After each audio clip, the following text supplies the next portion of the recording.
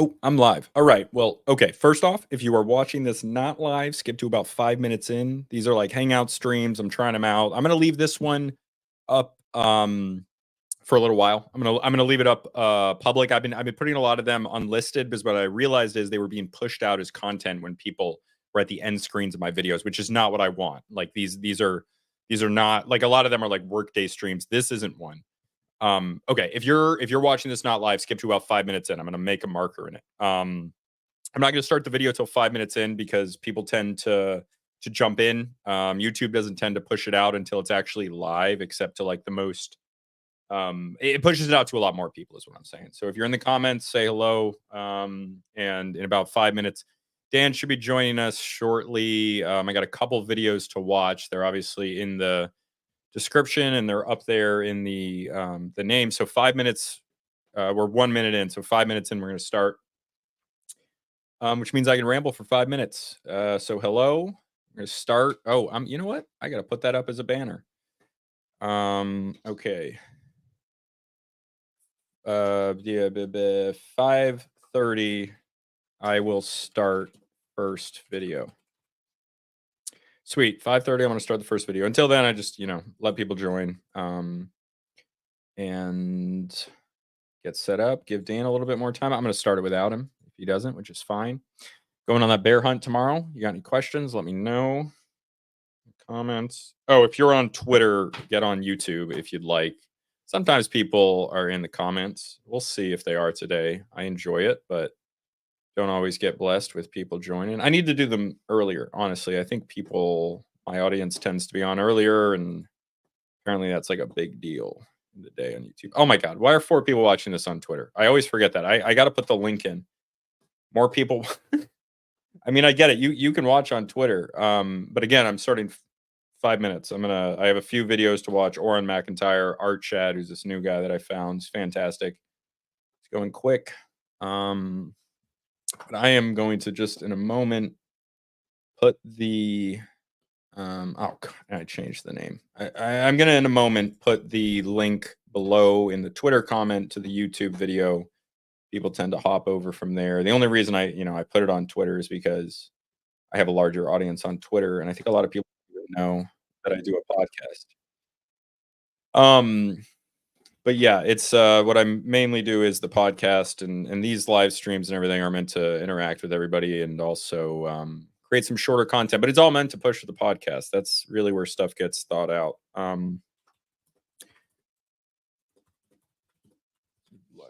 Okay.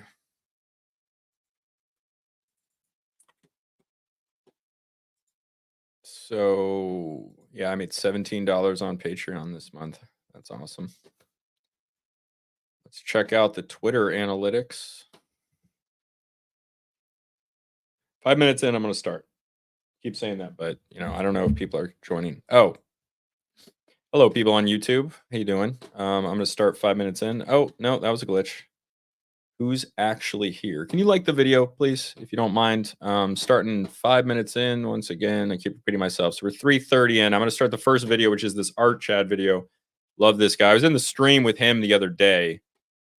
He had a stream going. He makes all of his unlisted, I assume. I'd never seen him do one before, but I just found this guy. He's got some great opinions. He's a fine artist himself. And then there was this guy, McCullough, who I had to look up, but I guess he's got like 1 million subscribers on YouTube, who was like in the studio with him. And he was talking shit to me, which is fine. And so, I thought it was funny, but I used it to, get more attention. So, hey, if you're in the chat, please, if you're on the YouTube, please let me know you're here. I'm going to put in the Discord that I'm live. And dope. Okay. Just one more minute. 30 seconds.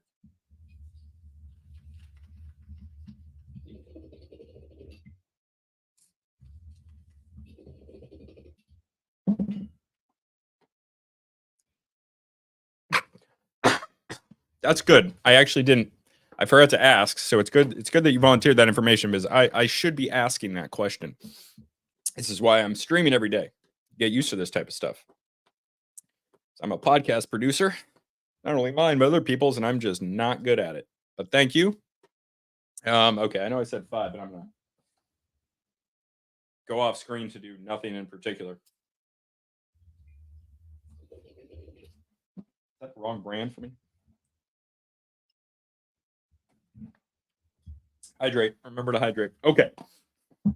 Can someone similarly, please, when the video starts, let me know if it's good. So this is what I wanted. Yeah, so we're going to talk about through art, which I think is a really, really valid way to talk about this. We're going to watch this video together, and I'm going to stop it to talk about it. I'll try to, let me know if there's a question you have in the comments, whatever. I mean, this guy's channel is great, Art Chad. Check him out. I think you'll like him if you like me. And yeah, let's go. Gen Z and millennials are lonely, broke, and burnt out. And in this video, you're going to find out why this happened, how this happened, and the artist who saw it all coming over 70 years ago.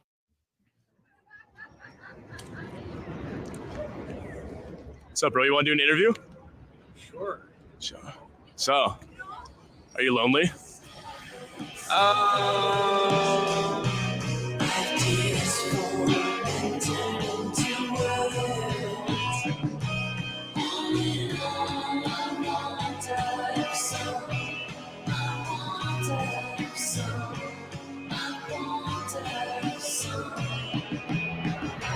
I don't even know anymore. Did we know this was going to happen? You know, just modernity in general. We're all broke, stretched thin between gigs, jobs, and side hustles, spending 12 hours a day in front of screens, endlessly entertained yet endlessly guilty, all while older generations paint us as lazy, confused brats, too obsessed with avocado toast and gender to start a family. I'd love to have 5 kids. It's just that even though I make as much as my father did, who raised my whole family on a single income, I can barely afford my rent. Subscribe to Art Chad so I can afford to have 5 kids. And if you subscribe to my Patreon, I might make it 7. Too, anyways, did we know this was going to happen? Well, sort of.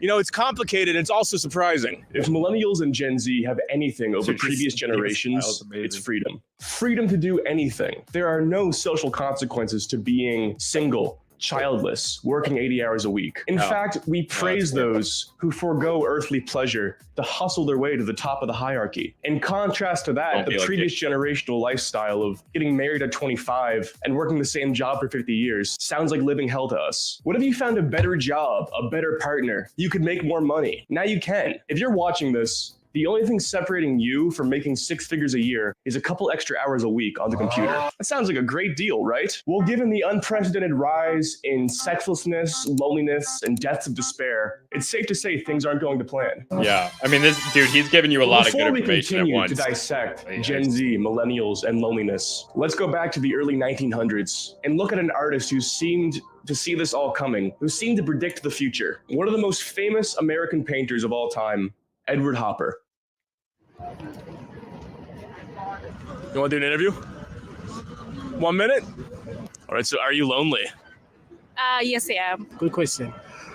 I would say sometimes. Yeah, I do not have any friends at all. I only have one friend, and that too. First off, who is Edward Hopper? Edward Hopper's career began in the early 20th century when he studied illustration at the New York School of Art and Design, after which he began painting advertisements. However, he transitioned to being a full-fledged artist in the 1920s, and his style is known for the distinct use of light and shadow and an unflinching portrayal of urban solitude. Here's a painting from 1927 titled Automat. A fluorescent washed figure sits in an empty restaurant looking down at nothing. Or his most famous work, 1942's Nighthawks, an instantly recognizable painting of midnight melancholy, with again use of solitary figures and liminal space. By the time Hopper painted Nighthawks, he was one of the most famous American painters. What do you guys think about this something painting? in his work they related to. But why did Hopper's scenes of solitude strike a chord with Americans? For that, it's paramount to understand the era they were painted in.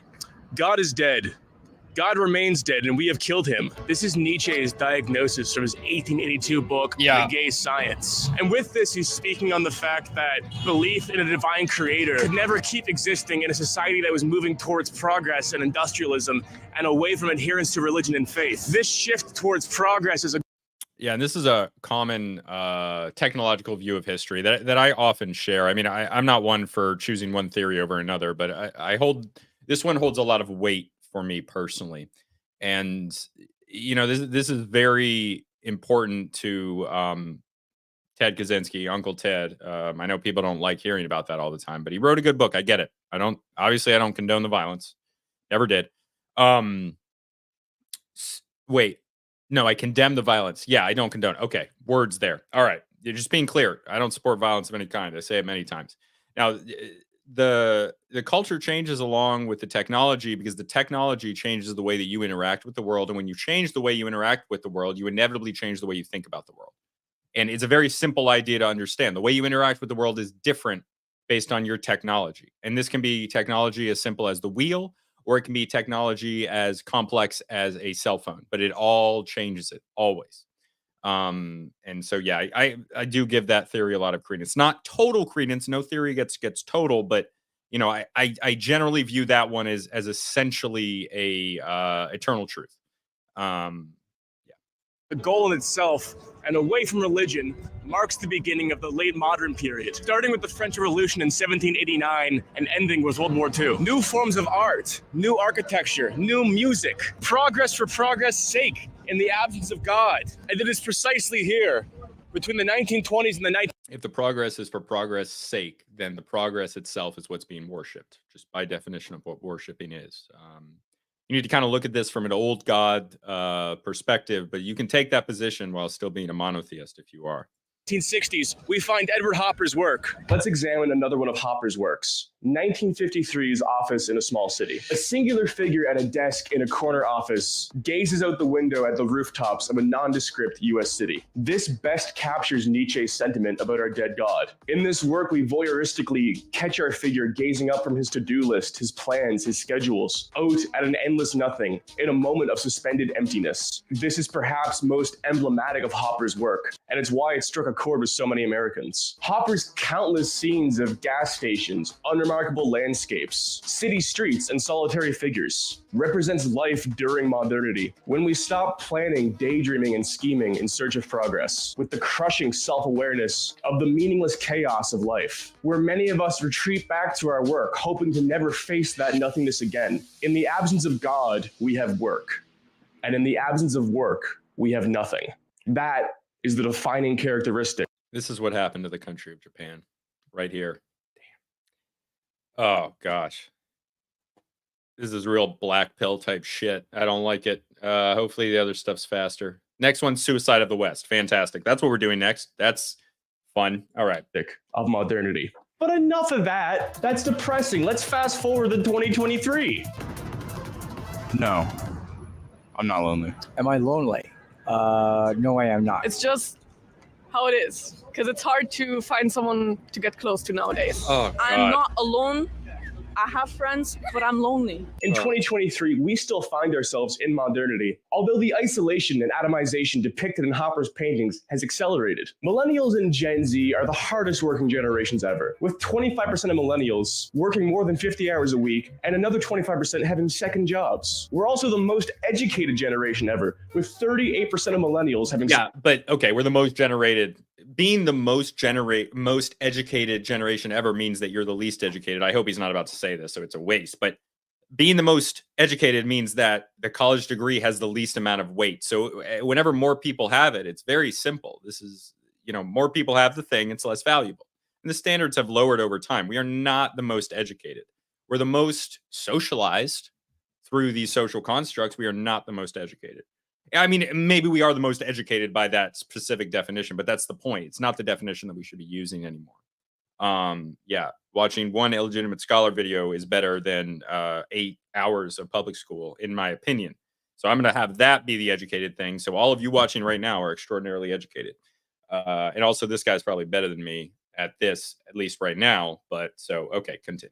Secondary degrees. The data is skewed for Gen Z as half of us are under 18, but we're quickly catching up. Don't worry. Yeah, we are working so hard. We must be really happy and wealthy, right? That's what we're told would happen. Hustle, we'll get wealthy. We'll be happier and wealthy. Isn't that what we're supposed to do? We're supposed to do this. That's what's supposed to happen, isn't it? Well, despite the fact that half of us are literal fucking children, Gen Z is the most indebted generation of all time, as well as the most mentally ill. Come on, that's our own fault, isn't it? That's on us. We did that to ourselves, didn't we? Brother, it's a mindset issue. Don't you get it? You just have to hustle. Adopt an abundance mindset. Attract, don't chase. Read the 48 Laws of Power. Read Atomic Habits. Cut everyone out of your life. Stop playing video games. Every hour you're not working is lost profit.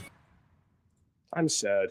I work hard, but I'm still lonely and sad. Why is this? That's because we live in a burnout society. Maybe. Author of Young Chul Han's Burnout Society. In the book Burnout Society, this is my like 7th day in a row live stream, and I feel like I'm being personally attacked with this burnout. Yeah. Okay, let's hear it. Oh, Young Chul Han, that Korean? That makes sense. Author Young Chul Han offers a diagnosis of the ailments that plague Gen Z in 2023, mainly depression, ADHD, and loneliness. Yes, he's Korean. He argues that our society is characterized by the endless pursuit of productivity. Korean German. We've simultaneously become our own masters and our own slaves.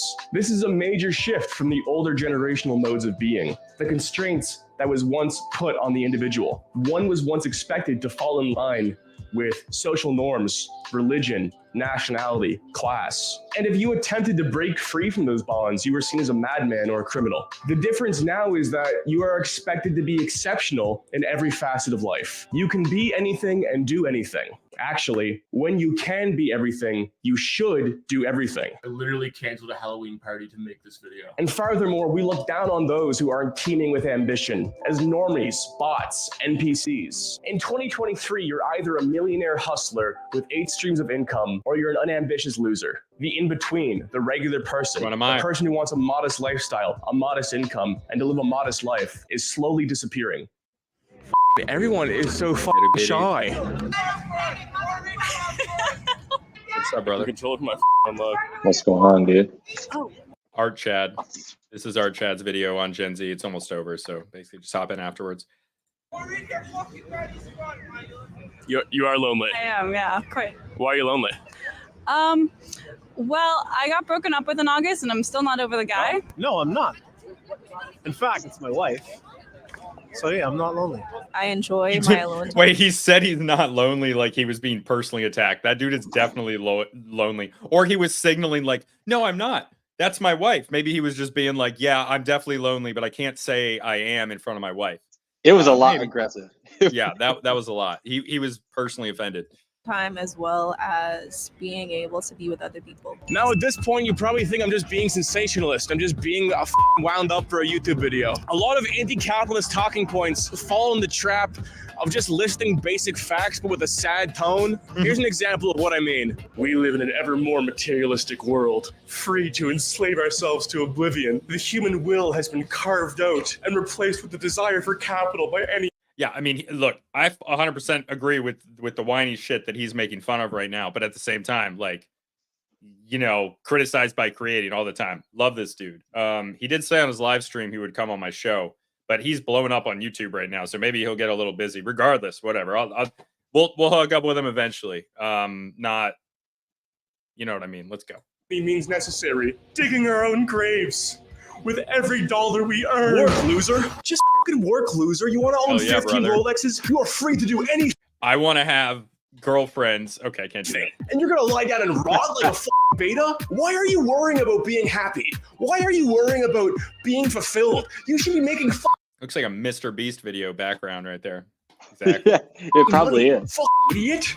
Both these people make the same point. That we live in a society where the only goal is to make as much money as possible, and you have to Dude, money's awesome. Okay, sorry. Work yourself to death to get it. The only difference is that one is happy about it and one is sad about it. So why not just choose to be happy about it? Because that's fucking copium. You're slowly having all your free time eaten away. You're gonna be happy about it. You're gonna pretend like it's your choice to hustle, like it's your choice to work 60 hours a week. You're gonna be proud of that. Hustle culture wouldn't exist if the cost of living was 30% lower. And you've been gaslit into believing that having 3 jobs is cool and makes you better than other people. Your grandparents got married in their early 20s, yet you think it's a smart business move to avoid dating to your 30s so you can get your finances unlocked or some shit like that. Do you know how up you sound? Grind, in your brother. own framework, in your own ideology, you sound like a bitch. Okay, but back to Edward Hopper. This video is titled The Artist Who Predicted the Future, and for good reason. Hopper saw this coming, and so did the culture at large. Hopper was painting his paintings in the beginning of what would eventually become a burnout society. What people often fail to realize about art is that the art we deem important represents the time it was created. It represents the zeitgeist during the time it was created. If an artist gains popularity, it's because the audience found a piece of themselves represented in their work. The atomization that is characteristic of modernity in a world without intrinsic meaning has continued to run its course, and now Hopper's work seems even more relatable. This is you. This is us. You know, and if since the 1950s, we've only continued to become more lonely, more depressed, more burnt out, then the course we're on is only going to cause these problems to accelerate. Hustle culture won't save you. Money won't save you. It didn't work then, and it's not working now. So how the fuck do we stop this from happening? I work all 7 days a week, which tends to make me feel lonely. I miss my family. I miss my friends. How it is. I miss... Because it's hard to find someone to get close. Dude, how is a woman that looks like that saying that's how it is? She doesn't accept anything in her life. Like, what do you mean how it is? I mean, it's a great mindset to have. It is how it is, I guess. But like, I don't know. Maybe it's not a great mindset. I like this guy's idea of fighting at it. All right, let's go. Close to nowadays. I just came as an international student, so there's no much to do about it, and I don't have friends here. But that's just the way life goes. So.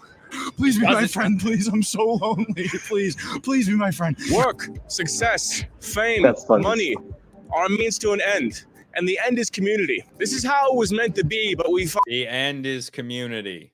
The end is community. It's all about identity and these other things. And then people get their identities all wrapped up in like this nonsense, like internet nonsense. They get their identities wrapped up in like internet, like MAGA stuff or internet, like Transformer stuff. You know what I'm saying? Like rather than a local community of people that really cares about you and cares about each other and whose interests are aligned with each other. But we don't have that. We don't have that shit. And it's really hard. And the places that do have it, like the parrot heads, where I've spent a lot of time around doing real anthropology, participant observation, getting drunk on margaritas with the parrot heads. No young people in that motherfucker. So besides us, it's just us. All right. I digress. Let's continue. Lost the plot along the way somehow. We no longer ask ourselves why we want to work or get rich. We just do it because it's the easiest path that you're given when you're born in a world with no religion or common sense of truth. And that's precisely what Edward Hopper saw coming when he was making art in the mid-20th century. I'm not saying that money is evil or that the only way to find happiness is to find God. I'm just saying that we need to figure ourselves out again. One could imagine the 20th century being like an awkward phase.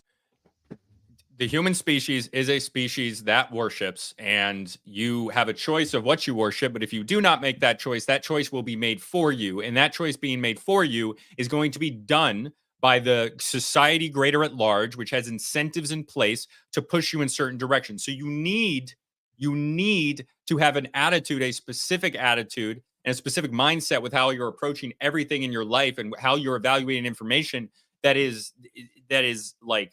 that's intentional rather than not being intentional at all, because you're just accepting all this garbage around you that is not in line with your own well-being and doesn't really even care what your ideas of what your well-being would look like. It doesn't. It's for its own interest. And I'm talking about these, the invisible hand of Adam Smith, essentially. It's more than that, because it's people, individuals acting in society in line with that. But, if I'm not being clear, let me know. But there's 8 people watching and nobody is commenting for some reason. JC's got to be in there. I know he is. He always is. But yes, let's keep going. And if you oh, sorry, brother. Yeah, go ahead. And if you didn't get all of that, those are points 13, 21, and 27 on the Illegitimate Manifesto. So what we once had and what we're gonna have in the future. And the only way to see the future is to not kill yourself. Holy shit. Dude, Gen Z humor. Yes, don't. Okay, next one. Oops, crap. It's right here. Doug Dimmadank. I don't want to see you kill a bear. Poor bear. Shut up, liberal. Suicide of the West. That's fun. Okay. Shut up, liberal. All right. Okay. I will kill the bear. I'm not going to kill the bear. I'm going to watch other people kill the bear. The clash in Gaza has created a crisis of faith for many of those in the West who have dedicated themselves to the liberal project. Okay, we're just While gonna the skip actual like this. conflict is centered many thousands of miles away, a mixture of ideological fanaticism and hubris have convinced many Western nations to import large populations who have carried their century-old feud into their new host countries. And obviously here he's talking about Palestine and Israel. And now we have populations, and I've talked about this kind of at length over the last few weeks. As Hamas supporters smash the doors of Grand Central Station in New York Terrifying. City, tear down American flags, and clash with pro-Israel protesters in the streets across the United States, many good liberals have started to wonder how their nation seemingly changed overnight. The answer is, of course, that it didn't. None of this was sudden. The consequences of transforming the population of Western nations should have been obvious, and progressives have been How's the keen on audio of doing the video exactly now? that for decades. It's only now, as the symbols of Western nations are pulled down by mobs of protesters bearing foreign flags, that liberals begin to grasp the consequences their ideology has wrought. Liberalism is the ideology of Western suicide, wrote conservative political theorist James Burnham. When once this initial and final sentence is understood, everything about liberalism, the beliefs, emotions, and values associated with it, the nature of its enchantment, its practical record, its future, falls into place. At the core of liberalism sits the mistaken belief that humans are a blank slate onto which any form can be pressed. For the liberal, it's the culture and institutions of a civilization that form the To be clear, this definition of a liberal does actually include what we would call modern mainstream conservatives. There's JC. I knew he was in that. Yeah, so conservatives today, American conservatives, Republicans, right-wing Canadians, they are still liberals. Most of them. the people, not the people who form the culture and institutions. This means that any individual or group could be replaced with any other individual or group with more or less the same result. If people are fungible and the West is simply an idea or a set of institutions, then there's no reason to restrict immigration to maintain the culture. The floodgates can be opened, and the magical dirt of America or Britain will suddenly transform any new arrival into a good citizen. Liberalism holds that humans are rational actors who, when presented with compelling arguments, will sort through the available options and select from among them the ideas that are most advantageous to the civilization in which they live. No systems or beliefs are objectively true or inherently superior.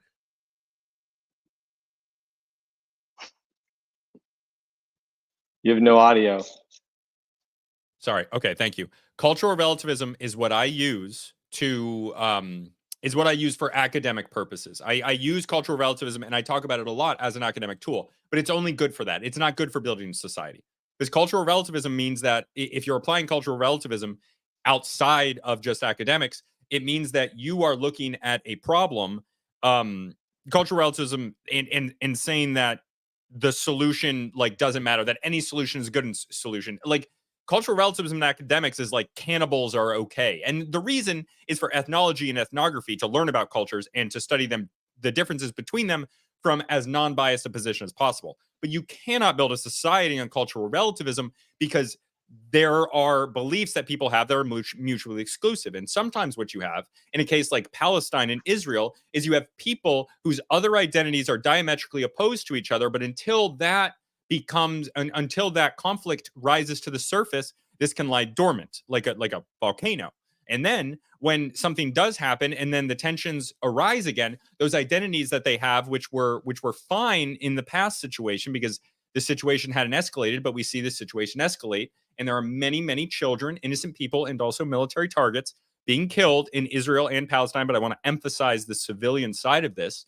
And now people in the West, in America, in Canada, in Europe are killing each other. They're not killing each other that much, but they're angry at each other. And there are these violent protests and people are rightly so very upset. And it just doesn't make sense to have these together. Okay. You have anything to say, Dan? No, I said it all, man. Yeah, it's funny, JC, in the comments. I did just say that you'd be here, and then a few minutes later, you were there. But yeah, what's up, JC? Welcome, Anthony. Glad to have you in here. And what's up, Doug Dimmadank? That's my buddy Kenny. If you guys wouldn't mind, please like the video. We're going to keep going with Auron MacIntyre now. But you just want the ones that can provide the most efficiency or prosperity to the individual. The invisible hand of the marketplace of ideas should, in theory, guide the democratic process that will then produce the most rational and advantageous outcome. But it's difficult to watch armies of clashing protesters reenact a conflict half a world away and believe that liberalism has selected what is best for the United States. When a nation has no identity, no core understanding of its own distinct culture or traditions, it has nothing to defend. Liberalism serves as the ideology of Western suicide because and this idea of no identity, I can't talk about this at length. I'm thinking about just doing a Patreon one on this because that's where I put the more controversial stuff. I'm starting to do that. But like, think about the movie What is a Woman, right? What was the answer to that? It's that there really is no definition. And if you can't define parameters for what a society is because diversity is our strength and all these things, then it means that you have no society. And then it means that all these other identities, some of which are opposed to each other, at odds with each other, sometimes to deadly force. I mean, there is ethnic violence in the US between other groups, even like Armenians and Azerbaijanis. And like this stuff comes to the surface. And if you don't have a assimilated American identity, it has nothing to stop it, because that's what would stop it, is understanding that we're all Americans. But they don't even want to do that anymore. And I'm okay with having a diverse country, but it needs to be diverse in the right ways, and it needs to be less in the practical sense. I'm not saying like get rid of people. I'm saying that like people should be unified more than they are separated. And the current public education system, not a lot of people talk about this. I've been meaning to do more on it, but they do culturally relevant pedagogy, culturally relevant, culturally informed pedagogy. They do not want to teach assimilation. Explicitly, education colleges in this country teach against assimilation in our own government schools. It's insane. Okay, school choice now. Let's continue. It strips the nation of that which is necessary for basic self-preservation. Did you know that your temperature at night can have one of the greatest impacts on your sleep quality? If you wake up too hot or too cold, I highly recommend that you check out Miracle Made's bed sheets. Inspired by NASA, at the made sheets are I might try these. Used breakouts in action. Shout out Auron MacIntyre, one of the best guys in the distant right space. And use that link for that's trymiracle.com/Auron to treat yourself. Yeah, go to his link. For link. a nation to survive, it must prefer its own culture, traditions, language, history, and folkways above any other. Throughout history, this preference was usually seen as innate because these aspects of civilization were understood to emanate from the character of the nation's people, not a checklist of ideological preferences accumulated through rational discourse. By exposing every societal axiom to the cold deconstruction of the marketplace, liberalism stripped away the fundamental nature of Western nations, leaving them spiritually rootless and open to attack. A nation without a strong foundation.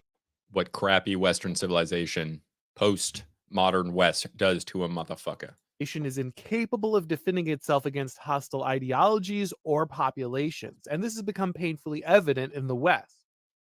In America, university students and faculty have been preaching about the evils of the United States and whiteness for years, but only now that those chants have turned on Israel do many see the need to fight back.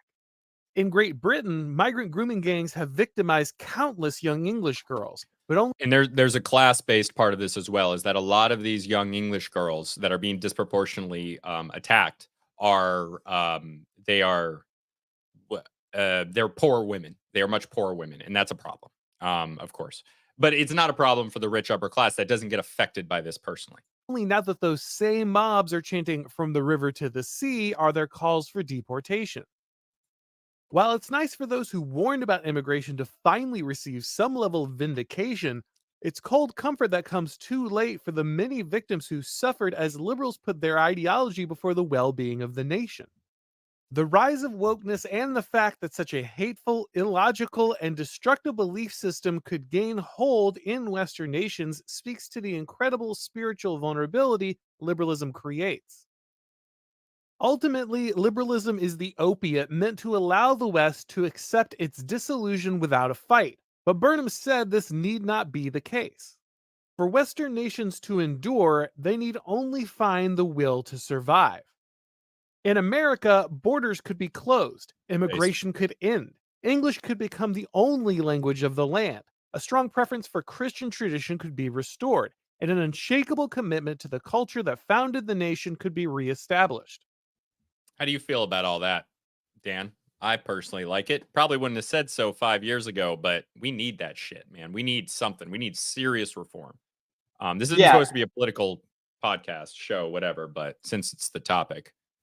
No, like all of that stuff has to happen. Like it just absolutely has to happen. I'm only concerned about the rate that it happens and how far it swings when it goes the other way. That's what I'm concerned about. Yeah. And that's what's good about making it happen sooner rather than later is that like the sooner the reform happens, the less extreme it has to be. I mean, guys, our institutions, it's like people, this isn't even a controversial opinion anymore that our institutions are seriously damaged.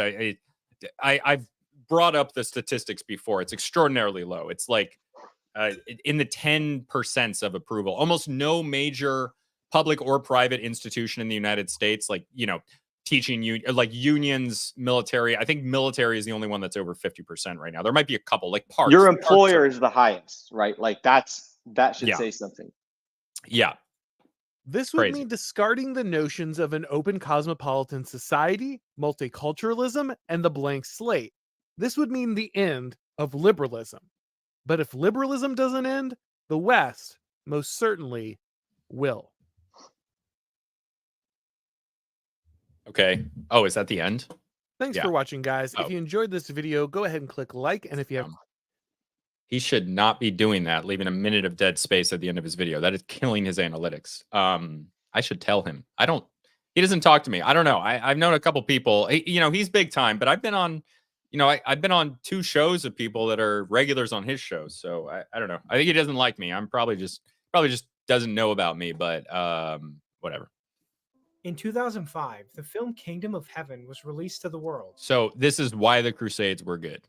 The film takes place during the major historical conflict between the Christian world and the Islamic world that we today call the Crusades. This guy has peak like nerd history YouTuber voice, I think.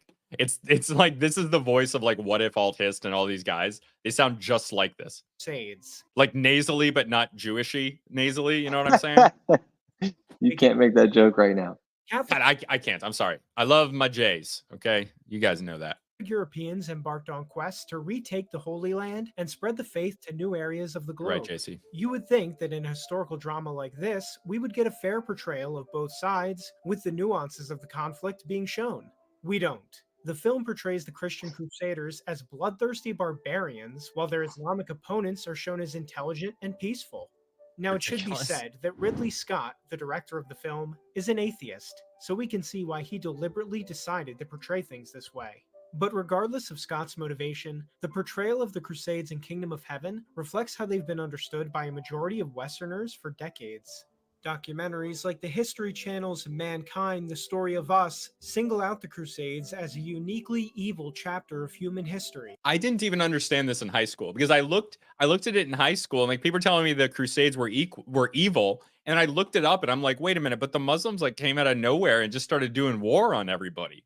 Like, what do you mean they're evil? They were fighting to take land back. They got 100 years ago, but they're violent for that? That's wild. That's freaking crazy, man. That's one of the main things that I was like, you guys are talking nonsense here, right? And it took me until I was like an adult to realize that I was totally right and that my teachers were kind of idiots. Most of them, not all of them, but most of them. Public school sucks, kids. It's socialization. I think of all the wars fought over religion, the Crusades belong in their own category. It is one of the most shameful undertakings ever embarked upon by our species. Fuck you, dude. In all of these cases, the same narrative is presented. One day, crazy Christians decided to attack the peaceful and enlightened Islamic world just because they could. The events are held as a staple of why we need separation of church and state, and why Catholicism should have no place in government. Yeah, you know, part of this is anti-Catholicism in the Protestant West. Like, we live in an Anglo country. People call this a frickin' a Christian country, but it's a Protestant country. Okay, the English have been prejudiced against the Catholics, mostly, basically the Dutch, the Habsburgs, the Dutch, the Spanish, huge rival of the English. So this has been true forever, and it's understandable, man. But it's true. It's in the Anglo culture. We are an Anglo country, so we have this. But people don't want to talk about the prejudice against Catholics because you bring it up And then, I mean, nobody talks about it. Number one, you bring it up and nobody cares. And if they do care, they're like, no, it's not prejudice because they got this and they're privileged. And the Irish were never discriminated against in the US because black people were more. And it's dumb as shit. Okay. Sorry. I'm not sorry. You're here. You know what you know what you came here for. I'm not sorry. I should stop apologizing. Dan, you got something to say? No, dude. I'm good. I don't know who the hell Brian. No, I know Brian Williams. Led to believe that if Christians have power again, they'll start unnecessary wars of religion, just like the Crusades. But in reality, there are few events in history more misunderstood than the Crusades. This is why I'm making this video. The popular understanding of the Crusades is dead wrong, and I'm here to explain why. In this video, you'll be finding out why the Crusades were not only morally justified, but were actually a historic achievement. Buckle up, because there's a lot to cover. Okay, so just to be clear here, I'm kidding when I say based. Like, I'm not saying that the Crusades were good. I don't pass judgments about wars like that, but I am saying that I view them the same as I do any other religious war. So it's not like yeah, maybe I'll joke around and I'll be like, oh my God, the Crusades were awesome. But really, I don't enjoy violent conflict. Always, innocent people are always getting hurt. I don't like it. Okay, so yeah.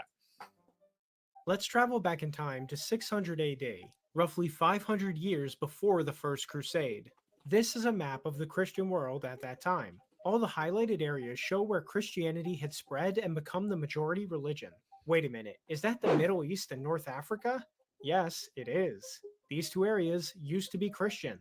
People today think of these as Muslim lands, but that was not always the case.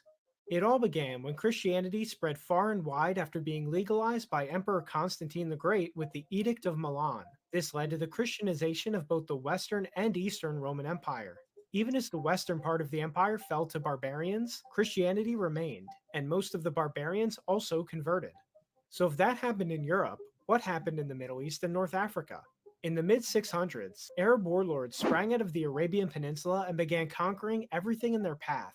They brought with them their own religion, Islam, and unlike European barbarians, they did not convert to Christianity. The Middle East at the time was dominated by two superpowers, the Christian Eastern Roman Empire, or the Byzantine Empire, and the Zoroastrian Sassanid Empire. Unfortunately for the That's the Persians, Iran today, but this is pre-Islam. Although their form of Islam, Shia Islam, is heavily inspired by Zoroastrianism, and there's some interesting stuff there. We'll do some stuff on Islam eventually. Please remember, like and subscribe. Appreciate it. If you'd like to see more cultural anthropology content like this, you want to hear my ass digress all the time, Cleveland, let's go. Them both, they had just fought each other in a gigantic war lasting 25 years and had drained themselves of key resources. Because of this, neither was prepared for the invasions that hit them. The Byzantines lost all of Africa and the Levant, while the Sassanid Empire collapsed completely. The most important loss for the Christian world, though, was the loss of the Holy Land. By 900 AD, yeah, it's a real spiritual loss there, and it's important. It matters. It really matters. Islam had expanded, not just then, but today as well, all the way to France and southern Italy. Now, I'm not going to moralize about this. Conquest and wars of expansion have been common all through history, and Islam followed in that same mold. However, Islam did take things a step further with its concept of jihad, or holy war. Muhammad was a conqueror who took slaves, and Islam has sought to emulate his example ever since. As a side note, this is also why slavery has always been common in the Islamic world and So, I mean, yeah, he's right. But I mean, just so we're clear, this guy's definitely taking, like, he's not taking the neutral position. He's taking the pro-crusader position. Whereas in the past, this pop culture, they take like a almost pro-Islamic position because it's generally rooted in this liberal outgroup bias and or bias for outgroups and bias against in-group. But this guy is going the other direction. This isn't an equal thing. This is him taking attacks at Islam, which is fine. But I just want you to understand that that's what's happening. He is taking the opposite side, not a middle ground. Continues to be practiced there to this very day. But regardless of the morality, and he's right about this being an important cultural thing. They were, nonetheless, invaders who invaded the. Like, if the founder of your religion had slaves, it's a heavy endorsement. Although I should say that Christianity allowed a lot of bad things as well. It's just, you know, Got to compare them. They all got their pros and cons, and how you judge those pros and cons are always culturally informed by how you feel about situations. So I'm on the Christian side, but that's just me. I get it. Christian world. Christians in conquered lands were second-class citizens, and many were taken as slaves. Christian inhabitants had to pay an enormous tax called the dhimmi tax, and their churches were often shut down. Because of Islamic policies, over the centuries, Christianity in the Middle East and North Africa shrunk from a large majority to a tiny minority. But it actually gets even worse. During the days of the Roman Empire, the Mediterranean Sea was a breadbasket of commerce and trade. The Romans had successfully stamped out piracy and created some of the safest waterways in the entire world. Islamic piracy brought all of this to an end. From bases in North Africa and the Middle East, they turned the Mediterranean into an unsafe hellhole. This crashed the European economy and made Europe a miserable place for commerce for almost 400 years. Yeah. Islam's so-called Golden Age came at Europe and Christianity's expense. This is the true it's true. It's reason that pretty many true. consider the years 600. Look, if you look, we understand colonialism and imperialism today, and basically they're talking about like the last 500, 600 years. But before the early modern era, and this is essentially a combination of the interaction between capitalism, and when I say capitalism, I'm talking about early modern forward. It's like these. If we're going to draw a line, there's where the line should be drawn. And this is a very interesting time period, 1500, 1600, that I love a lot personally. And it's because of this change going into the creation of early capitalism into capitalism. But everything before that, before about 1500s, I think is very, very similar, because it's like they don't have capitalism in the sense that they believe capital creates more wealth. They have this situation where they fight each other, and they think that really the best way to get more stuff is to take it from other people. It doesn't become until the 1500s, 1600s. Even then, they call it mercantilism, but mercantilism is just kind of it falling from behind, or it's just an old idea, right? So it's just an older way of thinking. So mercantilism applied to like early modern capitalism, it's just kind of what they're doing based on what they've done forever. But those first, like all of human history up until then, you get rich by taking other people's stuff. And we recognize it in imperialism and colonialism. They do it a specific way, but that's what it was forever. So any place that's having a golden age is almost always, maybe they're making a new technology, but usually they're using that new technology to, take from other people. You can even see this in like the Apache when they get horses and, whatever. I talked about it too long, but let's keep going. That could maybe be in its own podcast episode. So Cleveland on that. 100 AD to 1000 AD, a dark age for Europe. It was literally cut off from the entire world and constantly under attack. It was in this hellish environment that Christendom finally started to have enough. The first rumblings for a crusade came in 846 when an Arabic expedition to Sicily sailed up the Tiber River and sacked St. Peter's in Rome. A synod in France called for Christian sovereigns to rally against the enemies of Christ, and the Pope, Leo IV, offered a heavenly reward to those who died fighting the Muslims. But it was around 1000 AD when things really escalated on multiple fronts. In the West, the Islamic Caliphate of Cordoba in Iberia began expanding north. It conquered, burned, and enslaved its way through multiple Christian cities, including Barcelona and Leon. It was this expansion campaign that finally provoked the Christian kingdoms to launch the Reconquista to retake Iberia from Islam. But if things looked rough in Western Christendom, they were even worse in the East. In the late 900s, a Central Asian Muslim group called the Seljuk Turks began migrating into Anatolia. In 1064, they completely conquered Armenia and sacked its capital, Ani. The city never recovered from this brutality and remains a ruin to this very day. Almost all of the Armenian population had to migrate southeast to Cilicia, creating an entire new kingdom called Cilician Armenia. In other words, Islam had made the Armenian homeland unlivable. Wow, dude. The Turks then turned their expansion into the Byzantine Empire. They began invading western Anatolia in droves. The Byzantines tried to launch counterattacks, but were ultimately defeated at the Battle of Manzikert. After this defeat, Turks began mass migrating into Anatolia, completely altering its demographics. Another region of the Christian world had just become Islamic by force. Here's how historian John J. O'Neill describes the circumstances. These then are the major political events which prefigure. So I did say that he was taking the pro-Christian position, but he's not as like pro-Christian side as pro-Islamic the other people. Because honestly, the mainstream information on this is incredibly biased. It's incredibly selective, and it's almost in bad faith. Honestly, it feels like it's often feels like it's just like who can woke virtue the most on it. It's not honest at all. So, you know, he's just kind of saying what happened. This is what happened. This is how conquest works. Like, this wouldn't have happened any other way, but he's just telling you the details of it. Yeah. Figured the First Crusade. Within a span of 35 years, the Turks had seized control of Christian territories larger than the entire region of France, and now they were a real threat to Europe.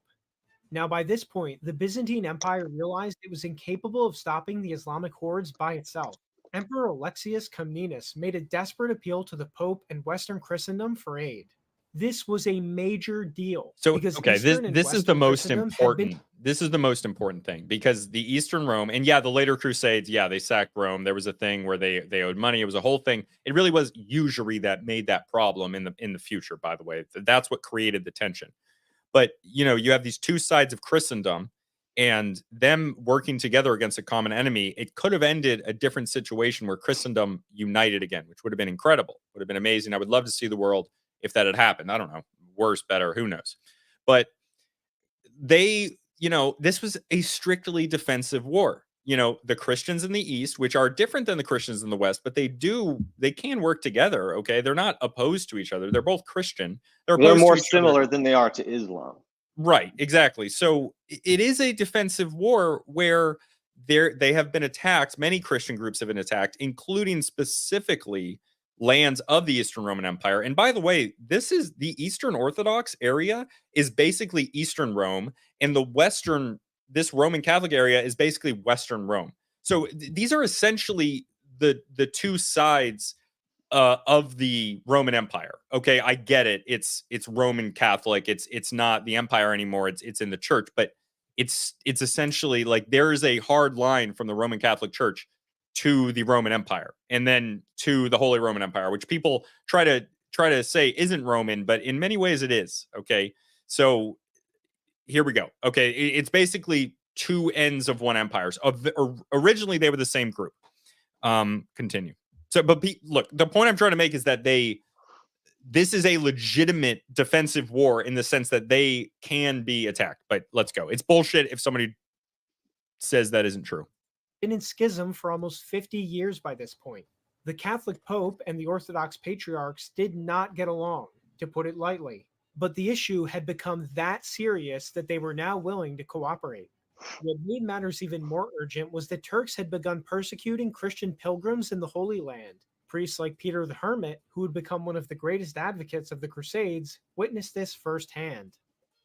This is the geopolitical environment that led to the First Crusade being called. Now, does it seem unreasonable when you get all this other context? This is what Catholic Europeans knew about Islam on the eve of the First Crusade.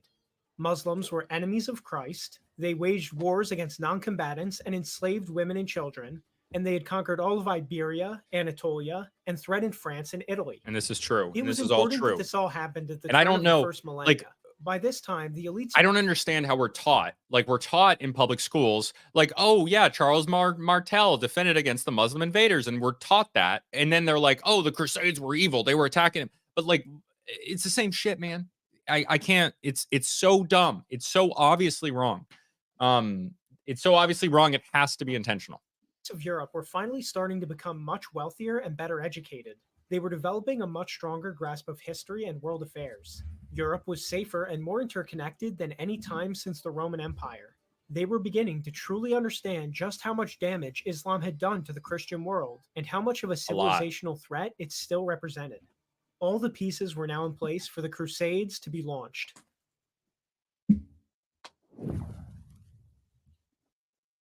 In 1095, the moment had arrived. Pope Urban II called for the First Crusade to retake the Holy Land and drive back Islam. It would be the first of many.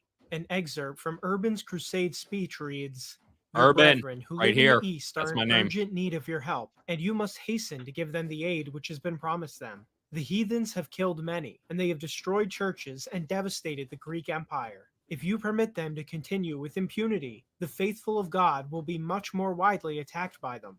On this account, I, or rather the Lord, beseech you as Christ's heralds to publish this everywhere, and to persuade all people of whatever rank to carry aid promptly to those Christians. Let therefore hatred depart from among you. Let your quarrels end. Let wars cease. And let all dissensions and controversies slumber. It's important to point out how Pope Urban's speech emphasized not only the defense of Christendom, but also the end of internal wars between Christian kingdoms. The Pope envisioned an international brotherhood of Catholics who fought not each other, but their external threats. In any case, the call for crusade was extremely well received. The news spread through all of Europe like wildfire. Tens of thousands of faithful Catholics all across Europe answered the Pope's call. Lowly peasants, ambitious knights, even kings. French, English, Flemish, German, people from all walks of life and all nationalities were inspired to fight for Christendom. It's not really appreciated how much of an accomplishment that this alone was. It's really something entirely unique in human history. The Catholic Church had created a multinational network that united Europeans of all stripes and ethnicities under a common faith with common goals. So many different Europeans being united Hell by yeah, one religion brother. and engaging in a civilization-wide struggle had not happened before and has not happened since. Catholicism achieved New Crusades win. what hundreds Wait, no, that's not what I meant. We're not doing violence, but you know, you could do a metaphorical crusade. The term jihad in Islam, by the way, is not always violent. In fact, most of the time it's not. So when I think about crusade, I've thought about this before. I should probably have fleshed this out more because you guys are not inside my head. But when I think about crusade, I think that we should do crusade the same way they do jihad, and like have like, you know, your God-given mission be your crusade. I guess some people use it colloquially that way, but I would love to see that as an actual thing. Like, you know, the Mormons go on mission and whatever. There should be more involvement of religion. I don't know. I shouldn't say that as somebody who doesn't even go to church, but I just don't think anyone's going to like me, so I don't. of other religions and ideologies could not. And perhaps this is why our modern secular system demonizes the Crusades.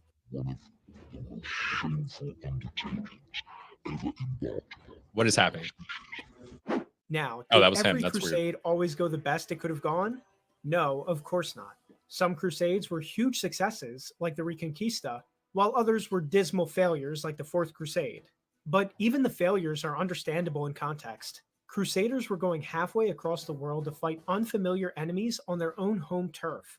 The logistics of the Crusades What's up, alone Chase? How were you a doing, brother? monumental Crusade through undertaking. memes. Hell And yeah. despite all these challenges, the Christian forces Crusade still through often memes. came out on Wait, okay, you're saying crusade through memes is in like with sending out memes. Yeah, okay. Me and Chase, our replies to each other on Instagram are definitely very, very much crusade through memes. And you can do that. You fight the information war, right? That's what we're out here doing. top. The first Free my man Alex. crusade could really only be qualified as a roaring success. Crusaders defeated almost every Muslim army they encountered and captured Jerusalem. For the first time in hundreds of years, the Holy Land was back under Christian control. Based. The First Crusade also established crusader states that would remain in the Middle East for another century. One crusade I personally like was the Sixth Crusade. Jerusalem had fallen back into Muslim hands, but they had started to fight each other in a civil war. Emperor Frederick II of the Holy Roman Empire negotiated a peaceful transfer of Jerusalem back into Christian rule. Jerusalem was retaken without a single drop of blood being spilled. A decisive diplomatic victory, even if the Muslims would eventually take it back. As you can tell, during this time period, it was hard for just about anybody to hold on to Jerusalem for long. In the end, the Crusades secured Christendom's western flank and bought its eastern flank another 300 years. It wasn't until the emergence of the Ottoman Empire in the 1300s that Islam once again threatened Europe. But even when that happened, Crusaders once again went out to stop them. The Crusade of Nicopolis and the Crusade of Varna are two big examples of this. While they didn't succeed in stopping the Ottomans, they did show that Christendom was still capable of uniting to fight common threats in the name of God. And in the end, 300 years later in the 1600s, Ottoman power would be broken by what was basically a crusade. The Christian Holy League of Austria, Poland, Venice, and Russia united to defeat the Ottomans and drive them back from Europe. Despite all of this, some people say the Crusades failed. But did they? Europe was Christian when the Crusades were launched, and it's still majority Christian today, 1,000 years later, although it is secularizing due to modernist ideologies. Ironically, it's only after the Pope lost his power to call crusades that Christianity started to decline in Europe. But when we look back at these events, history shows it's not a shameful chapter of Catholic history, but the total opposite. The Christian world defended itself and spread the faith abroad after hundreds and hundreds of years of abuse. And that, ladies and gentlemen, is why the Crusades were awesome indeed. Fair This enough. has been Pax, and thank you so much for watching. If you'd like to see more videos, please consider supporting the channel. Also, leave a comment letting me. You got anything to say? Dude, I didn't grow up. I mean, that's what I grew up believing. I mean, that Right. that was Oh just yeah, how I grew that's up. not what they teach in public schools, bro. Not even close. Yeah, so this is Alivia Brown. I don't even know if she's still making videos. We should probably check. But she hasn't posted one in 3 months, whatever. I don't know. She's an anthropology student. I don't know at what point she is now. This is from about a year ago. But a lot of my videos are connected to hers because she also has anthropology, whatever. And based on the look on her face on this here thumbnail where she's like side face, I'm not sure what emotion she's trying to portray, but I think it's not positive, and I'm about ready to challenge her to a fight on it. Just Maybe kidding. maybe she wants to. If she wants a kiss, is it like a kiss? No, She you really can't- likes Graham no, Hancock. Definitely not. It's definitely not. You know, it's not a kissy face. It could be. I think you just didn't have enough resolution there. Yes. Okay. Very attractive. By the way, no disrespect, but she's an attractive young woman. Okay. I'm talking about women like a creepy old dad already, so let's just watch the video. Okay, let's go. Hello everyone, welcome back to my channel. My name is Olivia and I make videos about anthropology every single Sunday. And today we are diving into the highly controversial new Netflix show, Ancient Apocalypse. Now, it's been a little while since I have done a video. The comments that's she's too old. Come on, man. I just she like 22? I think she's maybe she's graduated. I don't know. Archaeology, and so this show has come at the perfect time. Now, my boyfriend and I started watching this show not too long ago, and it got to the point where I was literally taking notes on my phone so I remembered things that I wanted to talk about later, because it didn't take very long to realize that I needed to do an anthropology YouTube video about this. So without further ado, let's get into the show and into my thoughts, because I know that's why you're all here. Okay, so Ancient Apocalypse is a docuseries that was released on Netflix in early to mid-November of 2022 that basically follows a journalist named Graham Hancock who goes to all these different archaeological sites named mid-November of 2022 that basically follows a journalist. Okay, named journalist. Graham Right. Hancock, Some people try to pretend who he's goes to he's all trying these to say different he's an anthropologist because archaeological he's not. basically looking for evidence of a JC gets it. mysterious intelligent society that has been left out from our archaeology textbooks and is not present in the archaeological record. Okay. Okay. Already she's disingenuous when she says that. Let's just hear that again. For evidence of a mysterious intelligent Mysterious society intelligence. She's that has saying been it like it's left out from ridiculous. our archaeology textbooks. Okay, left out from archaeology textbooks. That's 100% true. She should really, does she understand where textbooks come from? Because they don't come from just like, the ether where the best anthropology material is judged by some supreme anthropology being and then comes out of the goddamn sky and it's like, this is the anthropology textbook. No, they're created by This is the companies, way. lady. Just because it's not in the textbook doesn't mean that it's not good content. Oh my God. They're notoriously slow. You should know this. Maybe y'all should have a debate, dude. I mean, I don't think this. She would probably look at like my thumbnails and be like, "This guy's racist." I don't know. If she's willing to talk to me, I'd love to talk to her. I don't feel negatively about her, but I just based on what she does, I don't think she'd like me, which is fine. I probably wouldn't like her either. I'm not saying I don't, but I probably wouldn't. Is not present in the archaeological record. Now, The problem is it is present in the archaeological record. Like that's not controversial. He's not making it up. No, like he's not. And if she'd seen the show, she would know that. I mean, I think would she seem has, like but we'll that. see. You're getting some background noise. in this show, Graham Hancock freely argues that archaeology as it stands today and as a field today does a really, really poor job of accurately representing the past. Now, his main Yeah, I mean, have you heard about Margaret Mead? I need to do a video on Margaret Mead because that bitch, well, it wasn't really her fault. I have nothing against Margaret Mead. It's the way that it's actually worse because it's the way that everybody in the anthropology industry in academia reacted to it rather than even her. theory So what I'm saying is it shows a greater issue in anthropology in general. that comes up again and again throughout the docu-series is basically this. Anthony gets it. It's that there was a highly intelligent ancient civilization.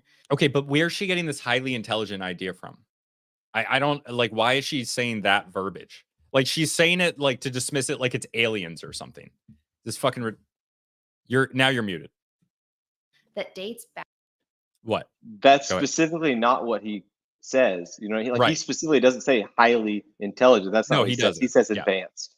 Advanced, right? Advanced. Which has its own cultural relativist. And he defines ideas. it in the Yeah. film. I know. Back to the Ice Age. And this ancient civilization was basically wiped out due to some cataclysm. Okay, some cataclysm. He says it specifically, not some cataclysm. Some catastrophic event wiped out this entire or almost entire population of highly intelligent people. And the reason that we're not more aware of this is because all of that evidence was then wiped away in the cataclysm. And he basically pokes and prods at our current understanding of archaeology to prove the presence of this past intelligence. She's going to definitely talk about something like, well, the petroleum products stay here forever. Let's try to guess what she's going to say. Because I think I can get it, because she's probably going to do the same bullshit criticisms. I hope not. I hope you're better than that, Olivia, but I don't think you will be, because I haven't seen anybody who is, including Flint Dibble, who's supposed to be the best. Flint Dibble sucks. Flint Dibble blocks me on Twitter, doesn't want to say anything to me, says awful things to Graham Hancock, and then acts like a little pussy when just some random dude starts saying stuff to him on Twitter. And I even talked to him on Reddit, and I told people he blocked me. He said he would unblock me, and then he didn't. Flint Dibble is a baby-backed. I don't know what the limits of what I can say to other people are, but Flint Dibble, I'm calling you out, dog. I know you're scared of Graham Hancock, but are you scared of me? I only got 1,000 subscribers. Come on my show. You're a PhD. You should be able to beat me in a debate, right? I'm just some asshole who autistically reads too much about anthropology. Frickin' yellow belly ass. Chubby looking. Okay, sorry. Let's keep going. Flint Dibble sucks. Society. Another thing that I did want to note in this section is a lot of people think that Graham Hancock has kind of come out of the woodworks for this show, and he's like this new shiny archaeological perspective. But I did want to note that that's because these types of people that this woman interacts with are the types of people who don't believe anything if it's not rubber stamped by some billion-dollar company. Okay, they don't look at anything that's slightly outside of the general zeitgeist. You know, they watch like Big Brother on TV and like they love The Office. It's their comfort show. I love The Office too, but they really love The Office. And they love The Office because it's non-threatening. They really love Drake and Beyonce because, again, they're black, but they're non-threatening. That's what they like. They are awful, affluent, white, liberal, whatever, that whole thing. And they can be dudes too, but they act like women. That's who I'm talking about. Oh God, I need to leave New England, boys. I need to get the hell out of Connecticut because it is full of these people and I hate them. I don't mean to talk negatively like this, but they don't treat me very well and I don't like it. And I don't want to be around them. been around for a while. One of Your mic's his muted. older books is called The Fingerprints of the Gods. It came out in 1995, and it is basically this exploration of an ancient civilization and how there were people around with intelligent ideas before the archaeological record suggests. And so now he is kind of gaining this new, level of attention because of this Netflix show. He was on the Joe Rogan Experience. So yes, he has been around for a while, and he's got lots of very long books from a while ago if you wanted to go check those out. Okay, so now that you guys know a little bit about the docuseries and a little bit about Graham Hancock's ideas and theories, I want to switch gears and talk about my Dude, she completely misrepresented represented his theories. What? She didn't even try. No. Thoughts and She said she watched the show. He talks about this specific one all the time. Oh, God. perspectives, because I think that would be really fun. And like I said at the beginning of this video, I took notes while watching this show, which like I was watching it for pleasure, but I literally couldn't help myself. And there were two really big things that I noticed about. You know, she said she was doing it for pleasure. She was watching the show for pleasure, but then she was like, oh, I have to take notes. And that's because she takes pleasure in correcting people that she views as lesser than her.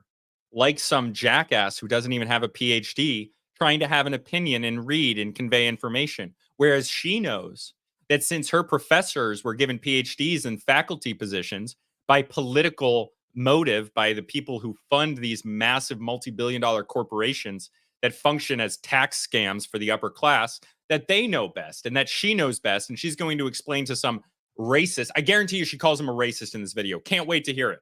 You know what? We might take the gloves off on Alivia Brown and just go full on internet beef. Not that it would go anywhere, but like, you know, maybe we'll do that. I've always said I won't do that, but maybe I will. Maybe I will. Probably not, but maybe. Graham Hancock. It's going to take and forever his, to get through with me. Scientific method that I really just wanted to lay out on the table right now, analyze a little bit, and then talk to anybody in the comment section who's willing. And so I will be I'm willing. very transparent. I'm always willing to get up in that I comment definitely section. saw some issues with issues the show and Graham Hancock's choices in how he can. Oh my God, dude, like if she kept that in the video. Look at these are highly edited clips. She kept her doing that in the video. She wanted to portray her like, I'm having trouble finding the right words. Like, I hate this. Conducted his archaeological. I'm sorry, research. positivity, boys. Now, I do not claim to be an expert in archaeology, but I And yet you're going to talk about it like you are. I do claim to be an expert in archaeology. What's up? What are you going to do about it? feel like I have been very freshly taught archaeology and like interacted with socialized by people who have an express interest in being against Graham Hancock for many, many reasons. And yet I'm sure she's not going to discuss that bias at all. At all. She's not even going to acknowledge this inherent bias. I wonder what she would say if I called her out on it. Olivia Brown, what about the bias? If you mention it in the next 11 minutes, we'll see. I doubt it. I doubt it. Let's see. Let's see if she's even arguing in good faith. Because you have to acknowledge that incredibly huge bias. It's ridiculous. Their entire careers depend. All of what they do depends on Graham Hancock being entirely wrong. So they have an express interest completely and totally in stopping him. I mean, it's insanely huge because their work is nothing. It's nothing if Graham Hancock is right. They need people to believe that he's wrong. They need to. They don't have another choice. They can't be like, oh, okay, he's right. I guess our whole life's work is off. There isn't another incentive larger. Continue. Archaeologists. So yeah, let's just talk about it. So the first thing that I recognized within this show is the extreme prevalence of something called confirmation bias. Now I have the definition of confirmation bias right here, and that is the tendency. She says confirmation bias like she's making some massive like a discovery here. Like, and here's how you pronounce it. Here's confirmation bias. This is, dude, like this is like elementary level stuff. This is so crazy that she brings this up like she's making a point. Tendency to interpret new evidence as confirmation of one's existing beliefs. Your entire field is built on confirmation bias. Confirmation bias is that's all mainstream anthropology is. It's a confirmation bias built into everything because you cannot conflict with existing dogma in the field because it's connected to the careers of people with massive reputations in a field where politics decides your position. It does not happen. School. And it's actually a huge issue in a lot of different fields. It's not just archaeology or anthropology, but it's basically this idea that if you already have like a theory or an idea or a belief that you're looking to prove correct, new evidence that presents itself will then get interpreted to back. She only applies this to Graham Hancock and not her own shit. That's crazy. How I want to get inside her head and like, how do you think? She couldn't survive 1 hour in a conversation with the average Auron MacIntyre enjoyer. She wouldn't last an hour with the average illegitimate scholar admirer. Like, absolutely not, dude. This is crazy. Oh my God. Why did they have to do the 19th Amendment? This is insane. About what you already believe to be true. And so that's where it gets its name, confirmation bias. You're biased in that you're confirming what you already believe to be true. So this show opens with Graham Hancock saying, "Hey, world, I, am a trailblazer, and I deeply, vehemently believe that there was an ancient civilization that the archaeological record doesn't show." Right. Or that I strongly, strongly, strongly believe that there's a possibility that there was this ancient civilization before, our archaeological record suggests. And I don't disagree that that could be true. I don't. The archaeological record does a terrible job preserving our past. Like, everything that we have today is literally like a miracle that it preserved, because so many things. Okay, here's another thing. She needs to bring up that archaeology would not go down. Okay, you would need to do archaeology to know this, but you do it by 10-centimeter layers, okay? And in the archaeological record, in 99% of cases, the stuff that's lower down, besides like barring any mudslides or anything, 99% of cases, the lower levels are the older levels. They never look that low. They don't. This is what they do in confirmation bias. They think there's nothing down there. We're not going to spend literal months and years digging down there when we know there's nothing down there. We're just not going to do it. So they don't look for it, which is totally understandable. The cost of labor to do it is completely cost prohibitive. But they haven't looked, so they don't know that the evidence isn't there. But she's going to claim that, well, we haven't found any. You haven't looked. You literally haven't looked, and it's okay that you haven't looked, but admit that you haven't looked. And if you're an expert, and she said she wasn't, but if you're a layman in archaeology, you know, because you have spent 4 hours of your life painstakingly going down 10 centimeters and recording everything in there. Okay, continue. Had to go right. But my issue is that everything that he finds, all the evidence that he pulls from different sites around the world, and all the archaeologists that he talks to all around the world, the way he this ought to be good. that evidence is purely to defend his belief that there. And yet she's on the side of the people who decided that the pyramids are a tomb, even though they never even found a body in them. Okay, that's what she's doing. That's what her field is built on. You idiots. There was an Sorry, too far. civilization. Too far. And I think the better thing to do in science more broadly is to, Okay. when you get Anthropology is not science. Shut up. Shut up. It's not a science. I know they call it a science. It's not. You're lying to yourself and us. a new set of data, you think of, the many possibilities and the many things that it could mean. And so I think because there's so much confirmation bias in this show, it was hard for me as the audience to trust.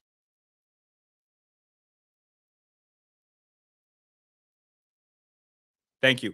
6 minutes, 46 seconds in, not an ounce of specificity.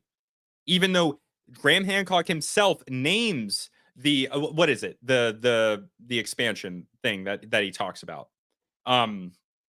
He names it. She doesn't name it, and she's in here talking about she's so obsessed with theory because that's what the mainstream field is. They don't do real work anymore. They don't do it anymore. They sit and they talk about like theory-based ideas. They talk about how the gender ideas of some tribe based on them reading documents rather than actually being around them. So she's in this theoretical idea of, oh, there's confirmation bias. No, engage with the evidence. Talk about the evidence. I hope you get to it. This is not the evidence. This is you sitting in front of a camera speaking nonsense for 6 minutes and 46 seconds, and I assume for another 9. God, this video is going to go out, unfortunately. I'm sorry. I'm just being expressive, Olivia, if you see this. I'm not mad at you. I'm more of mad about the idea and I'm expressing it. And this is how I do it. I'm not angry. I promise. You're fine. But you're expressing ideas that I don't like very much at all and that upset me. But it's not you as an individual. You're cool. Our narrator. And in science, I think that can be a really big problem. So yeah, confirmation bias, not so good. And to me, felt like the epitome of Graham Hancock's ideas. The epitome of his idea that I observed is confirmation in this bias. Show, It's not so good. Wait, what's her second thing going to be? Is it going to be specific evidence or is it going to be some sort of other abstract idea? Is it going to be another abstract idea that you learn in middle school? Like, is that where we're going to go next? Yes. Do you have any ideas? Any guesses in the comments on what her second dumb reason is going to be? Let's find out. Through a little analogy. So anyone who might be familiar with evolutionary biology or biological anthropology might be familiar with something called convergent evolution. She's not going to engage with the material, dude. She's going to go right into another abstract concept. Although this one is more academic, and this is good. I would like to hear what she has to say on this, but it's another abstract concept. So let's see. Again, I do have that definition pulled up. Convergent evolution is the independent evolution of similar features in species of different periods. Okay, this is a totally valid criticism, and I shouldn't have made fun. So let's hear what she has to say. This is good. I would like to see this. In time. In other words, convergent evolution is when two unrelated species or two species that do not share a recent common ancestor have developed and evolved similar physiological traits due to their evolution in the same landscape or environment. So that might still be confusing. So I'm going to use an example. And one of the best examples that I could think of was between a shark and a dolphin. Now, I think a lot of people might assume that a shark and a dolphin actually share a recent common ancestor, but this is not. Do most people think that? I mean, did you guys think that? I mean, no, I don't think that. Sharks are fucking dinosaurs. Well, sharks are fish and dolphins are mammals. Like, people know that dolphins are mammals, right? Like, that's common knowledge. Don't you learn about how smart dolphins are in elementary school? I think most people probably forget about it, right? I think she's used to being around dumb people. Okay, but let's go. Okay. At all the case. Sharks and dolphins are not closely related to each other. Yeah, we know, dude. However, when you look at their physiological appearance, so they both have their fins. Phenotypes, they look similar. They have a lot in common, right? Yeah. They have fins. They can survive underwater. They have fins and they can survive underwater. I mean, I don't think that. Okay. And this isn't due to a common connection. It's because the same solution evolved twice because it was likely the most efficient solution to the issues that these two species faced underwater, right? Like if you need to move underwater. Okay, this is a totally valid point, but there's a lot of very specific things that are way, way more specific than this very general. She's like, they can live underwater, and that's very broad. 70% of the world is water, so it makes sense that there would be multiple solutions to that. And then they have fins. This isn't a good argument, and she's not talking about anything specific at all. This is a terrible terrible argument. They've evolved to live in the same environment, but nothing about their survival systems are the same. Nothing about them is the same. But with Graham Hancock's evidence, there's very specific similarities, so it's not the same thing. Okay, she 8 minutes 37 seconds. She hasn't talked about a specific piece of evidence or named even. Oh my god. Water evolution solved this problem with fins. Now, this isn't conscious. These animals aren't choosing this. It's just that's what survived. I think I know what's happening. I thought they did. I always thought they chose, dude. Do they not choose? I don't know. She's too hot, and people have been listening to her entire life because she's too hot. And I don't think she's dumb, but I think that she's just, been able to get by on that. And that means that, through incentives, people have pretended she's saying something important. This is very mean. I can't do this. She's a real person who might watch this because her name's going to be tagged in the thing. But yeah, I got to make sure I don't do that. Okay. Sorry, guys. That is how I feel but maybe I shouldn't say it. I don't. Okay, I'm not that guy. I can't be doing this. We're gonna leave it in there. Sorry, Olivia. Sorry. Survived through natural selection. Again, it's a little complicated and kind of hard to explain, but I hope that you're getting my point. So now we're going to back up a little bit and come back to ancient Oh my God. apocalypse. University of California. Why did I never see that before? I don't know if the resolution is good enough, but University of California. Right. No, there. I can see it. Hey, I gotta go. Okay, later. Hancock. I keep wanting to say John Hancock, but that is so not right. Graham Hancock. And basically, Graham Hancock has this like strong issue with the possibility that two similar ideas could have come to fruition. No, he doesn't, man. He has evidence of very specific examples that he says seem like they're specific enough that they like he addresses this exact argument. She's fleshing it out. This sucks. It sucks that people watched this and thought that she was making a point and probably didn't even watch the series. I'm surprised that she's saying all this stuff when she hasn't watched it. Without any connection to each other. So I'm basically getting at like the impossibility of like a cultural convergent evolution. And so some examples of this are he discusses in some of his examples and like archaeological sites that he traveled to all around the world that it seems really, really unlikely that two cultures could both think of a flood, right? Like a lot of places around the world have myths that include a flood that in some way or another hurt their culture or wiped out a good chunk of the population. So this right here, 9 minutes 50 seconds in, this is now the first specific piece of evidence she's brought up, the flood, and this is a good one. So yeah, archaeological structures that look very similar from completely different times and geographies. And so this I agree. I've been roasting her a little bit too much because she'll probably see this. So I'm going to stop roasting her. But yeah, so unlikely to the point that he feels like they must be connected to one another. And look, but a flood myth and the flood myth having other similarities is it's specific enough that it very well possibly could come from a single source. It doesn't have to, but it might have come from a single source of a story. I mean, there's a lot of anthropological literature on how indigenous myths diffuse, how they change over time, and how they change. And there's been a lot of really good stuff done in anthropology recently that has given credence to a lot of oral traditions and a lot of indigenous myths. And they found out a lot of great information from this because they understand that they can decode these myths to understand the truth in them. And there's examples of this happening in the West as well, with things like the Iliad and the Odyssey being written about true events. And yeah, they're added in, but people thought that Troy was a mythical city and then they found it. Okay, so it's not just indigenous stuff, it's not just Western stuff, but she completely ignores that side of the argument here, unfortunately. So for me, I don't want to simp. I just don't want to be really rude to her, which I think I kind of was in this. Possible. I see it as likely that human cultures who have no connection, no recent connection to each other, could achieve a similar conclusion. But what's up, Craig? Long ass stream. This lady is mainstream anthropology. That's where we're at.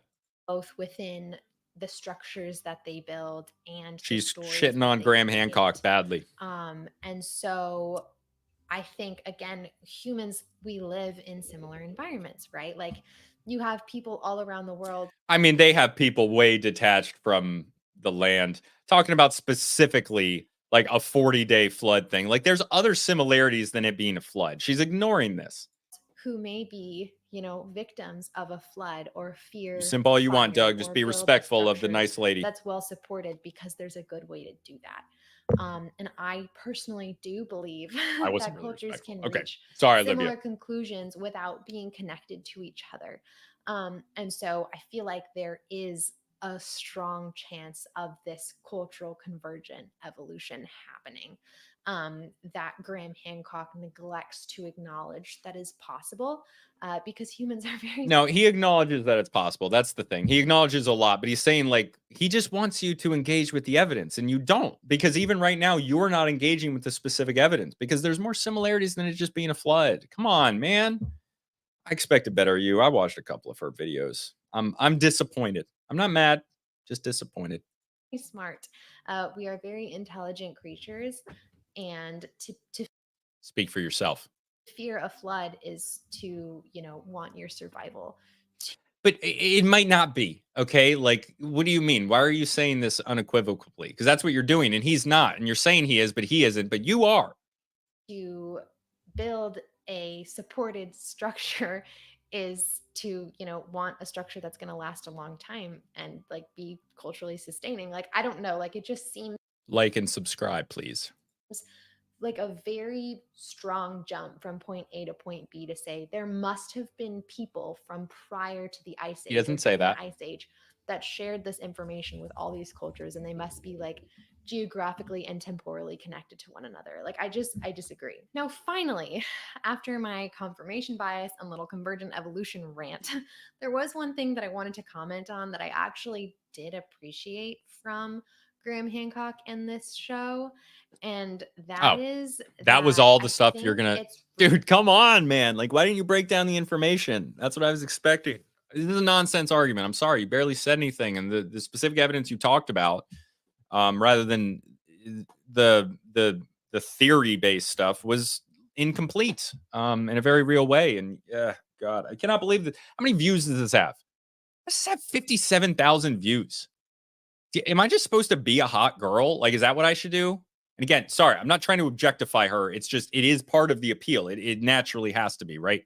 But I apologize, Olivia. You are an individual, but I'm gonna remember that. Okay. Just don't want to be rude to people. Okay, let's listen. really I guess. Oh, it's got more to dislikes than become likes. okay I should have with noticed what that. we know now, and it's even easier to become complacent with this idea that there's not more to learn. And in all fields. Okay. Yeah, I can't do this. She did say she took notes. Yeah, but what did she take notes on? I mean, I want to see her notes. Her notes were probably just, this guy's a racist. Yeah. Change gender now. It's the right time. I did do the first 5 till midnight stream, which is the show I do Monday nights at live 8 p.m. with the boys. So yeah, Monday nights at 8 p.m. though. It's called 5 to midnight. Yes, JC remembers. I wore a dress on the first stream. You can find that. It's on the internet. It's actually on the Illegitimate Scholar page. Somewhere. 5 till midnight. But yeah, it's on there. Like and subscribe if you haven't, please. Okay, I gotta pick another video, guys, because I run out, but I would like to do 1 or 2 more. Is there anything anyone would like to see? Okay, I'm displaying the screen. This is the type of stuff I watch. Pedro Pascal's not coming back. That sucks. Gonna have to emotionally understand that later. Somebody in the thing. Okay, I apologize, folks. I should have had this queued up. Shout out in the comments. What do you want to see? Craig, you can identify as a hot girl these days if you want. I do identify as a hot girl, actually. Thank you for noticing. I think people that have their degrees hanging in the background think very highly of themselves. Yes, mine are actually in that crate right there. I also did not go to my graduation, and I have 3 degrees. I heard that dude Jurassic Poppy was good as fuck. That as well. Okay. All right, what are we watching? What do you guys want to see? Oh, that's my stream right there as well. What's up? Oh, look, okay. I liked it, and so did 9 other people. What do you guys want to see? Okay. Oh, that's my stream right. Boss Girl. Yes, Boss Girl. Boss Girl. Is that what you want me to watch? Boss Girl. Who can I make fun of? What was that guy? Johnny Harris. That had some stuff that apparently was pretty, bad. I don't want to do war stuff. Joe Rogan exposes Johnny Harris featuring Alex Jones. That's the winner right there, boys. This is also Americans, I like you can this mind guy, control actually. really fast. What? Why is that? Well, it's like Vietnam. So Okay. Asians are about the most fearless killers there are. You're like, no, Native Americans, they're the best What the hell is happening? Okay. out there. They can do mind use. Native Americans are the easiest to do mind reading to because they're like one unit. And the Asians, it's just like so Crazy. Oh, and this clip has less nuance. Like if you listen to the whole thing. Johnny Harris is not a well-known nuance guy. That sounds like money. Yeah, this was a good intro. I got to appreciate this guy's intro. I've actually been told to watch this guy for like his structure for the videos. Speaking of that, we're going on a bear hunt soon, boys. Hop on. That's gonna be sweet. Got a whole video coming out for it. Oh, and yes, thank you for reminding me, banner that I put up. She does not acknowledge the bias. All right, boys, let's keep it moving. I feel like I said something before that I needed to address, but oh well, I forget. Let's go. You're actually just watching Alex Jones talking nonstop about totally bullshit theories on race and genetics. And Joe is just sitting there nodding his head. Imagine discovering the biggest podcast. Imagine understanding that that's how you have a conversation. Okay, that's it. On the planet in 2023, almost 15 years after its inception, and then making a cringe video offering your journalistic take on the phenomenon of Joe Rogan. Johnny Harris is a journalist armed with a Bachelor of Arts. He makes videos on YouTube and does pieces for the New York Times and previously produced content for Vox. He usually does videos full of misinformation and half-assed journalism on international affairs, history, and geography. But a couple of weeks ago, for reasons still unknown, he decided to do a video on Joe Rogan. Why would you do that? It was initially titled The when's this Rise from? of Joe Rogan, 2 with months ago. this piece of shit thumbnail. So his team decided to change it to this thumbnail and retitled it, Why You're Wrong About Joe Rogan. Ooh, so provocative. And so far, it's not looking good for Johnny Boy. His subscribers are turning against him. I took a casual can't attack the scroll most through popular- the comment like, he has section, and it's full broad of appeal. hate from his mostly liberal audience, upset at Johnny for not exposing Joe Rogan for the evil conspiracy theorist they seem to think he is. Oh my gosh. But while everyone was stuck arguing in the comment section about whether or not this video was Johnny Harris's application to go on JRE, something even more obvious stood out for me, and it seems to be a trend when the establishment mainstream media attempt to talk about Joe Rogan. Instead of exposing him for being this or that, they end up exposing themselves more than anything else. It's almost like Adam Smith's invisible hand turns into the invisible hand of Rogan and bitch slaps these journalists in the face without him actually having to do it himself. It truly is Joe Rogan's biggest achievement. It's almost like he wins by default through own goals. So I'm going to take you through Johnny Harris's own goal and show you how Rogan exposes these Muppets just by his sheer existence. Just quickly though, big shout out to my ground level crew. If you want to get on board and join the rebellion against Podcast Cringe, make sure you're subscribed so you don't miss out on any of my uploads. Okay, back to Johnny Harris. Now listen, I am not a Joe Rogan listener. Well, at least I wasn't. He's not a Joe Rogan listener. I'm sure he's going to take this out of context, doesn't understand his whole thing. It's like, dude, they try to make judgments with such incomplete information, and they should know they don't have incomplete. They should know that they have incomplete information, but they just, I don't know.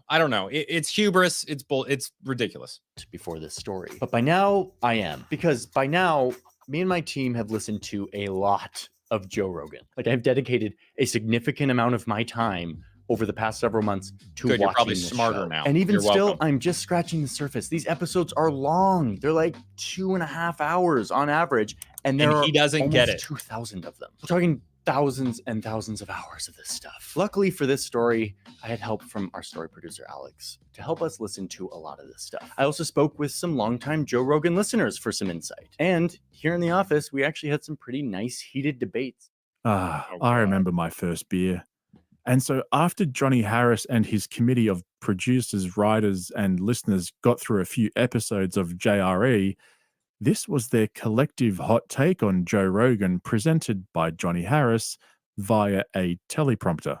he presents his ideas in this very kind of anti-woke, anti-political correctness, say whatever you want type. Again, it's not about the content of what he's saying, because you can't attack the content. He just talks about his feeling about the theoretical idea is what this is.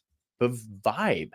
And this is confusing, but also very appealing. People love to listen to a guy whose views and language are all over the place. I think for a lot of people, it's like a respite from the predictable lineup of popular voices. He just discovered this. Oh my God. He just discovered something outside of like NBC News. This is crazy. That tow a predictable list of beliefs, opinions, views, and enemies. Rogan's style is rare, and I think people like that. And he goes to great lengths to stake himself out as this anti-authority, anti-establishment platform where anyone can come and talk. No, he really is just doing what he wants to. He tells you all the time. He says it a bunch of times. He's just talking to who he finds interesting. That's it. He's just authentic. And you can't take authenticity and put it into a self-help book. So they hate it. They don't understand it. You can't understand it in a lab because it's authentic. That's what he is. That's it. And let's hear this guy try to break it down. If you're in one camp, you're supposed to have all the opinions that one camp has. Yeah. And if you do not align with all the opinions that one camp has, you find yourself cast out of the group. No woke police, no mainstream media bias, no corporate deception, just an earnest, curious guy trying to find the truth and not really worrying too much about changing his language to. This guy has nefarious purposes in his life. He has nefarious things that he's not honest about people with, so he assumes other people do as well. But you can't do long form like he does, unedited, and not let your true side come out. You'd have to be some sort of demon to be able to do that. Some sort of very impressive demon, not no normal demon. To fit the politically correct sensitivities of the day. Absolutely, JC. They hate what they can't distill and prepackage. And the echo chambers that it would provide. Right. And that these ideological echo chambers also come with virtue signaling. Again, his brand is the anti-establishment place where you won't get censored by the woke police. But listen, Joe is absolutely right. Being able to say things, no matter how much I disagree with them, is a vital right. It is an unnatural and precarious thing. But let's hear it, motherfucker. People should be able to speak, and we must protect that. I believe that. And Joe should absolutely legally be allowed to give his giant megaphone to whoever he wants. But that doesn't mean I'm not going to critique it. Wow, go Johnny. He finally discovered Joe Rogan and gave us the most mid take on why he's popular. Joe Rogan's cool because he's chill and doesn't give a fuck about political correctness, and he should be allowed to talk to whoever he wants. That's some great journalism right there. Dude, come on. But Johnny didn't stop there because after discovering what we all did a decade later, he had a stunning and brave revelation in the middle of his video, which for me was when the real fun started. But wait, no. Oh, God damn it, dude. Come on. Then I remembered that my full-time job is to do journalism. Luckily, I sit around and fact-check things all day. And it was at this point where Johnny lost all sense of self-awareness and copped a massive bitch slap from the invisible hand of Rogan. After all his listening and talking and debating and journalism and reading from a teleprompter, Johnny inadvertently revealed the real reason why Joe Rogan is so big.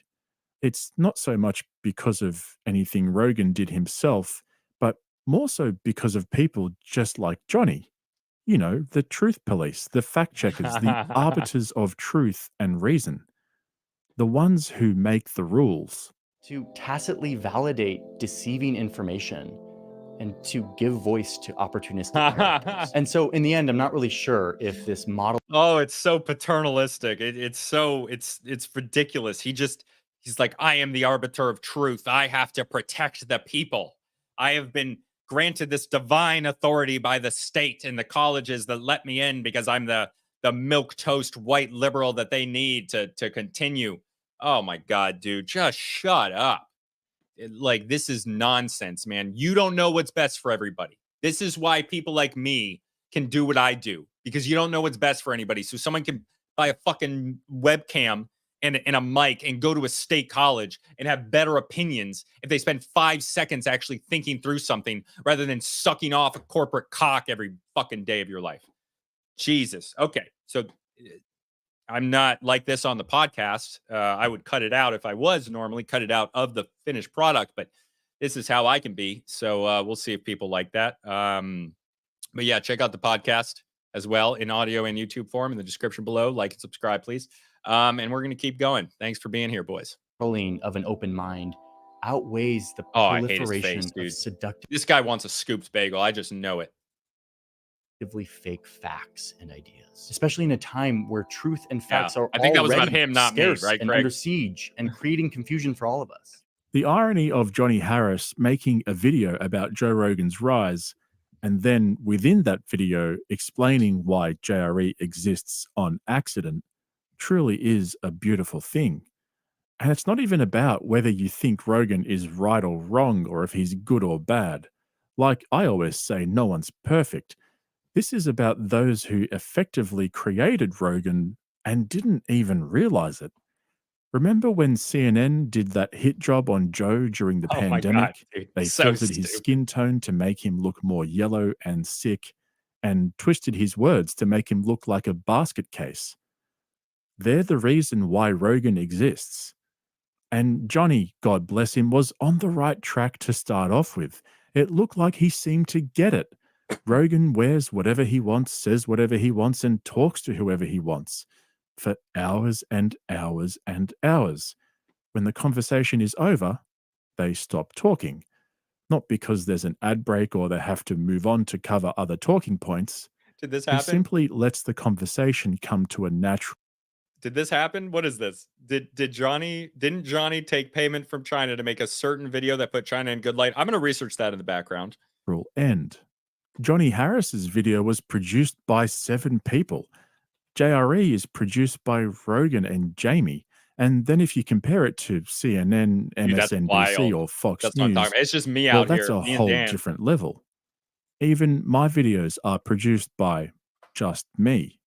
And that seems to be what people want. They're sick of overly produced, committee-based, corporate-run media. Yep. Authenticity exactly what they are. is more Oh, important to authenticity, people exactly. nowadays than production value.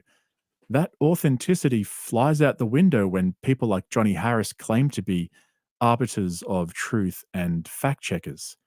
I'll put this to you. Joe Rogan Welcome, has Claudius, spread by the no way. Thanks more for or joining us less here. information than I think I saw you on Twitter or something, but welcome, Claudius. the mainstream media or the government have. The difference is Joe isn't trying to silence anyone. He exists for one simple reason. Journalism is dead. So then, let me know what you guys think in the comments below and I'll pin the best comment. I hope you enjoyed this video. If Okay, so what I'm going to do now, I'm going to do one more video because I want to do one more video. And so what happened is the other day I joined Art Chad, the guy who, if you were here at the very beginning, I don't think many of you were, but Art Chad, really like his channel, really like his takes. His in the comments below, I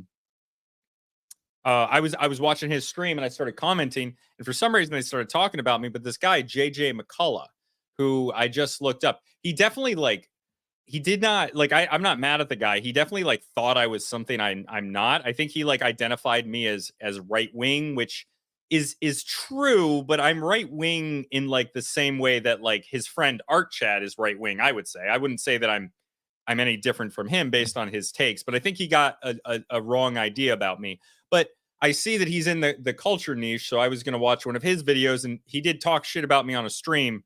So I'm going to talk a little shit about him, but that doesn't mean I don't like the guy and I don't want to eventually talk to him, especially because he's got a lot of subscribers and this is good attention for me. So I'm going to watch his stuff and I'm going to put the tags below, and hopefully he responds and talks more shit, because that's fun if it's in a good natured way. So yeah, JJ, don't hate you. Anything right of Mao is far right. Yeah, I mean, yes. This is how certain people think. Systems of government used by corporations. This looks right up my alley. I think that's what we're gonna do.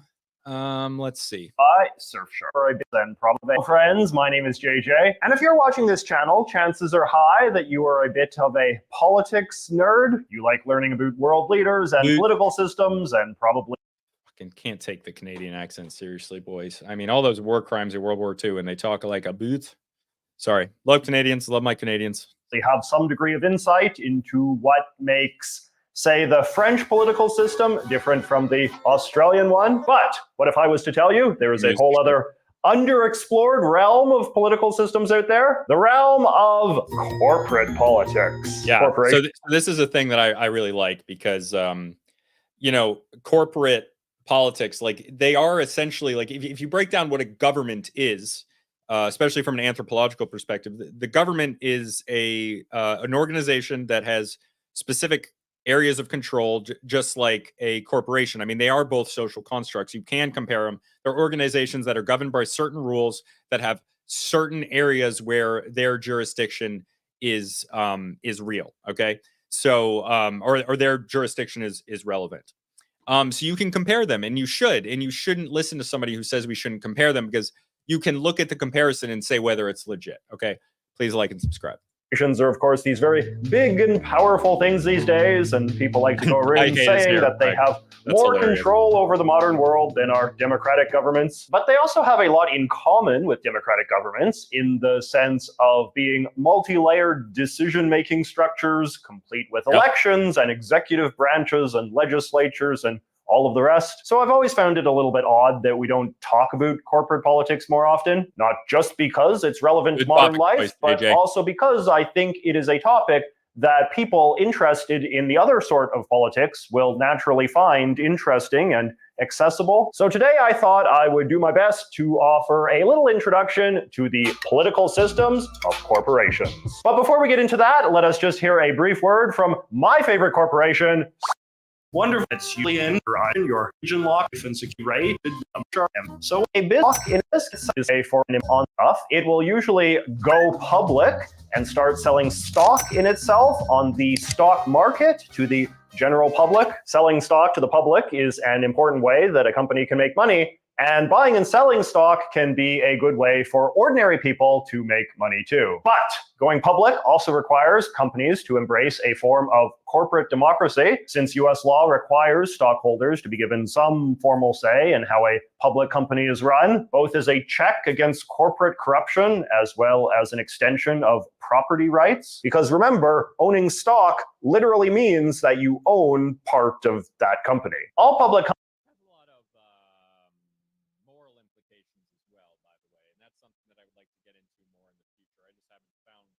Gosh darn it. That has a lot of moral implications as well. And I haven't really gotten into that yet, but I'd like to in the future once I find the way to do it.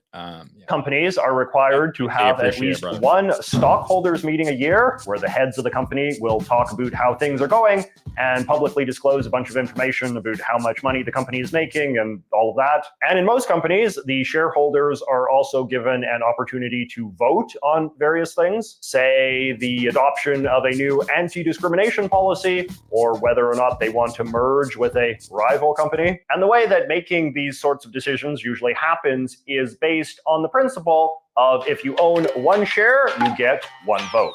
Shareholder democracy isn't completely analogous to political democracy, however, since it is, of course, possible to buy multiple shares of stock. People who own a ton of shares in a company will have way more democratic power than people who only own a couple. To cite one theoretical example, let us say that the richest man in the world decided to buy all of the stock of a certain company. He could then use that power to proclaim himself techno king and abolish all future selling of stock. It could happen, but even if things rarely get that extreme, many companies do tend to have large chunks of their stock. Right. Look, that's a joke, right? But it is like when you take an extreme example like that, and that is the theoretical limitation, which would never exist in real life, you can then extrapolate down, or the opposite of extrapolate, whatever that means. And you can come down to a level where you understand the situation, maybe the possibilities that that really might be true of abuse or might already be occurring based on your understanding of this extreme scenario in the theoretical possibility. Because the chances are in some, if you can find some theoretical extreme that could never actually happen in real life, there's likely a version that you can compare to it that is true of today. And that is corporations being used as, to do nefarious things like they were in the banana wars and everything like that. Stock owned by a single rich person, family, or especially a large financial investment firm. According to this 2018 report from the Harvard Law School. I don't know why this guy thought that we weren't aligned. I mean, I'm with you, bro. Forum on Corporate Governance, 70% of all stock in the US is owned by institutions, in fact, while only 30% is owned by individuals. So this means that when we talk about... And with a lot of the times when you buy an index fund, which is very popular today, especially for retail investors, you're buying non-voting shares, which allows the custodian of that investment, which is these institutions that he just showed, to actually own the product, to actually own the voting rights, which gives them even more control while they make money rather than having to spend money and hold assets and have no risk because you hold it. They are just the passer between. So they gain a lot of influence that way. About shareholders of a large company voting for this or that, we are usually talking about a bunch of organized groups rather than thousands of individual voters. A good analogy to this would be the US Electoral College. In a typical large company, all of the various institutional investment firms will usually only control like 5% or less of the overall shares each. So in theory, in order to win a shareholder vote, you need to cobble together a majority coalition amongst these groups in the same way that a presidential candidate has to cobble together a majority of states. US law likewise requires the shareholders to elect a board of representatives of some sort to exercise some degree of oversight over the management of the company. How competitive the elections for these things are tends to vary a lot depending on how good the company is doing. If the company is very profitable, the shareholders usually just re-elect everyone unanimously. But if times are bad, the elections might be more competitive and contentious. But beyond that, companies have a fair degree of freedom to decide exactly how they're going to run their internal affairs, and different companies will have different opinions regarding what system of corporate government is best. And this too is a lot like normal politics in the sense that some countries think that a strong leader is better than a weaker one, and some have more checks and balances than others, and some have more rules in place to prevent corruption and so on. So now let us compare and contrast some of those different structures in 4 of America's largest corporations. All right, so public companies have 2 basic documents that form what we could call their corporate constitutions: their certificate of incorporation, which describes how their stock works, and their bylaws, which describe their system of governance. And just like real governments, you will only get a complete picture of how everything works in practice if you also track down all of the individual policies that their governance bodies have made over the years, which outline their decision-making procedures in... This is highly complicated, and only somebody with the time to do it, which most people, why would you ever do this? Maybe this is how autism saves us, because somebody like Michael Burry, who's actually willing to go in and read the hard details, who Michael Burry, I think he's autistic. I think he is. I think that's like an official thing. I'm not speaking about autism negatively, by the way. I don't feel negatively about it. Yeah, is that how it's going to save us? Finer detail. For example, a company might have passed a corporate policy at some point saying that their CEO has to have a master's degree or something of that sort, defining something narrow and specific that the bylaws, which tend to be more general in nature, doesn't explicitly mention. But since I don't have unlimited time for research, for the purposes of this video, we are just going to focus on the rules that these 4 companies' corporate articles and bylaws force them to follow, or basically what sort of political system is the company using as its starting point, and how much room for creativity do they have beyond that? Okay, so why don't we start with what is perhaps the most famous corporation in the entire world, McDonald's. Like many companies, McDonald's offers stock in 2 different flavors, common and preferred, with people that own preferred stock getting to participate in profit sharing, but We won't get into that now. What matters is that decisions made by McDonald's stockholders at stockholder meetings are made by a simple majority vote of all stockholders, unless a policy will explicitly affect the benefits of preferred stockholders, in which case the majority of preferred stockholders have to vote in favor as well, which is what the political scientists sometimes call a double majority. Ownership of McDonald's stock is pretty evenly distributed among many institutional shareholders, with their single biggest shareholder, the Vanguard Group, controlling 9% of their stock. The McDonald's board of directors consists of 13 people. Its exact size is set by the board itself, but it can't be smaller than 7 or bigger than 15. They all serve 1-year terms and can be re-elected forever. Board members get paid and are allowed to be employees of McDonald's, but no employee of the corporation shall receive any additional compensation or remuneration for serving as a member of the board of directors. When someone decides to leave the board scouts for a replacement and then puts that candidate to the stockholders for approval. But if someone leaves midterm, then the boarders all act, which you might have heard of. Once the McDonald board takes office, they elect one of their members to be chairman, currently a guy named Enrique Hernandez Jr. The job of chairman can be a white-ass Mexican, bro. Might have heard of. Once named Enrique Hernandez. Look at that, bro. Oh my God. That is some pure Spaniard there. Wow. Jr. The job of chairman can be combined with other executive rank jobs at the corporation, but it currently is not. Exactly what the chairman of McDonald's does is sort of left vague by the bylaws, JC. beyond the reference that he will see that all orders, resolutions, and policies adopted or established by the board of directors are carried into effect, and other such duties as from time to time may be assigned by the board of directors. The only other executive rank job that the McDonald's bylaws explicitly prescribe is a CEO, who shall have active responsibility for the general and active management of the business of the corporation. The board formally hires him, but since the bylaws say he also has to be a member of the board, technically the shareholders elect him on the board's recommendation. The board gets to create any and all other executive jobs that the company needs, though it doesn't say that they have to hire them. He's Canadian. Directly. Board meetings are regularly scheduled, but can also be called at any time by either the chairman, CEO, or at least 2 board members. Shareholder meetings are called by the board or by at least 25% of the common stockholders. So overall, I would describe the McDonald's political system as a pretty vanilla system of corporate governance for a major American company. They don't try anything particularly creative or unconventional, but instead mostly adhere to safe and conventional practices that are relatively common among large and successful American companies. And on that note, let us now look at the corporate governance system used by Nike, the beloved shoe and sportswear people. So Nike has a more complicated stock system than McDonald's, with 3. I don't actually care, I think. Let's do one more. How Republicans conquered. Races / sub races that have already gone extinct. This is a while ago.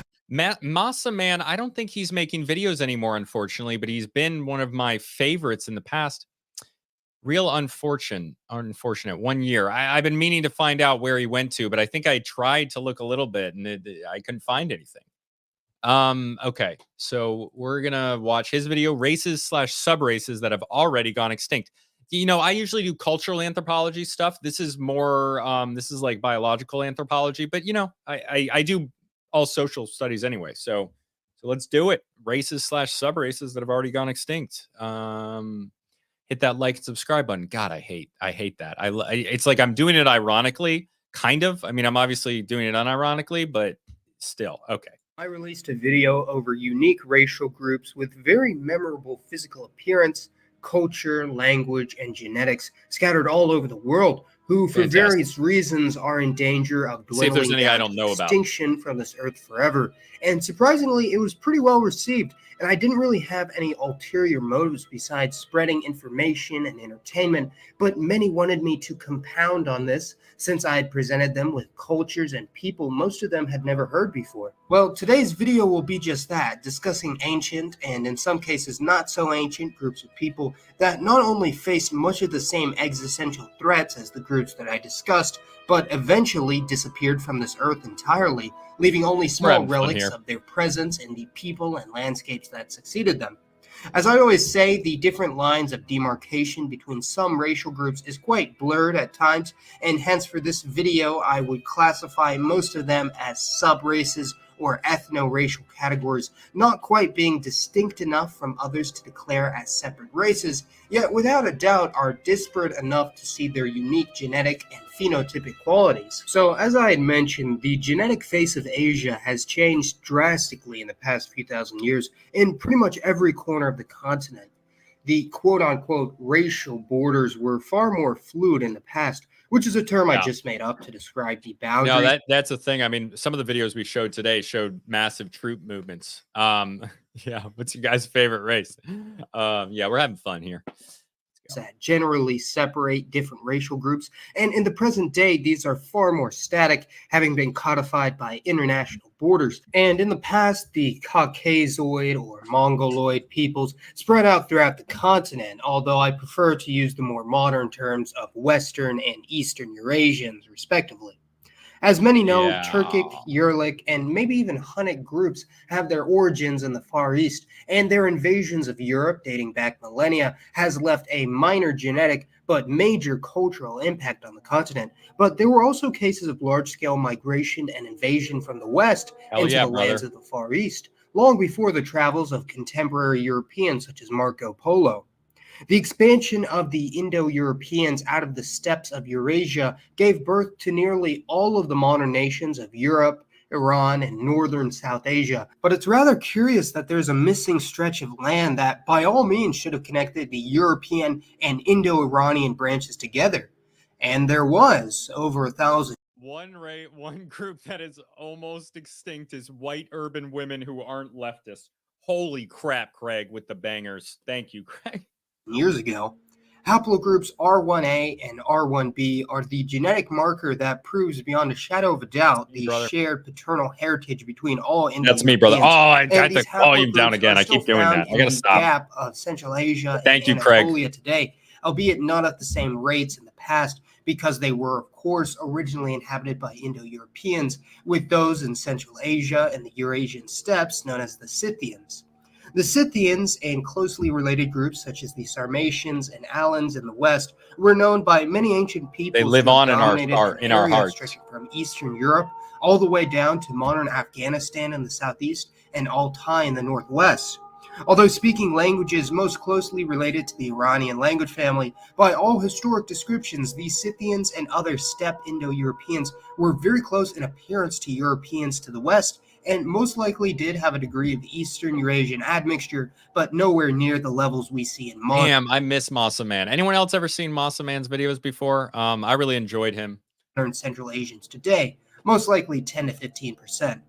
Another group of ancient Indo-Europeans near to the Scythians were the Tocharians, who were quite possibly the farthest a group of non-Indian Western Eurasians had ever settled east in ancient history, with Tocharian settlements clustered in the Tarim Basin in modern China, located in the modern-day province of Xinjiang, very close to the civilizations of Tibet. Xinjiang is where the Uyghurs live. So essentially, like that's the eastern edge of the Great Steppes, the Asian steppes. I mean, they go all the way over into Western Russia and all the way eastern. Yeah, Masaman's a great channel, Anthony. You watched him before. If you like Masaman, you're in the right place, because I'm trying to be like the cultural Masaman, basically.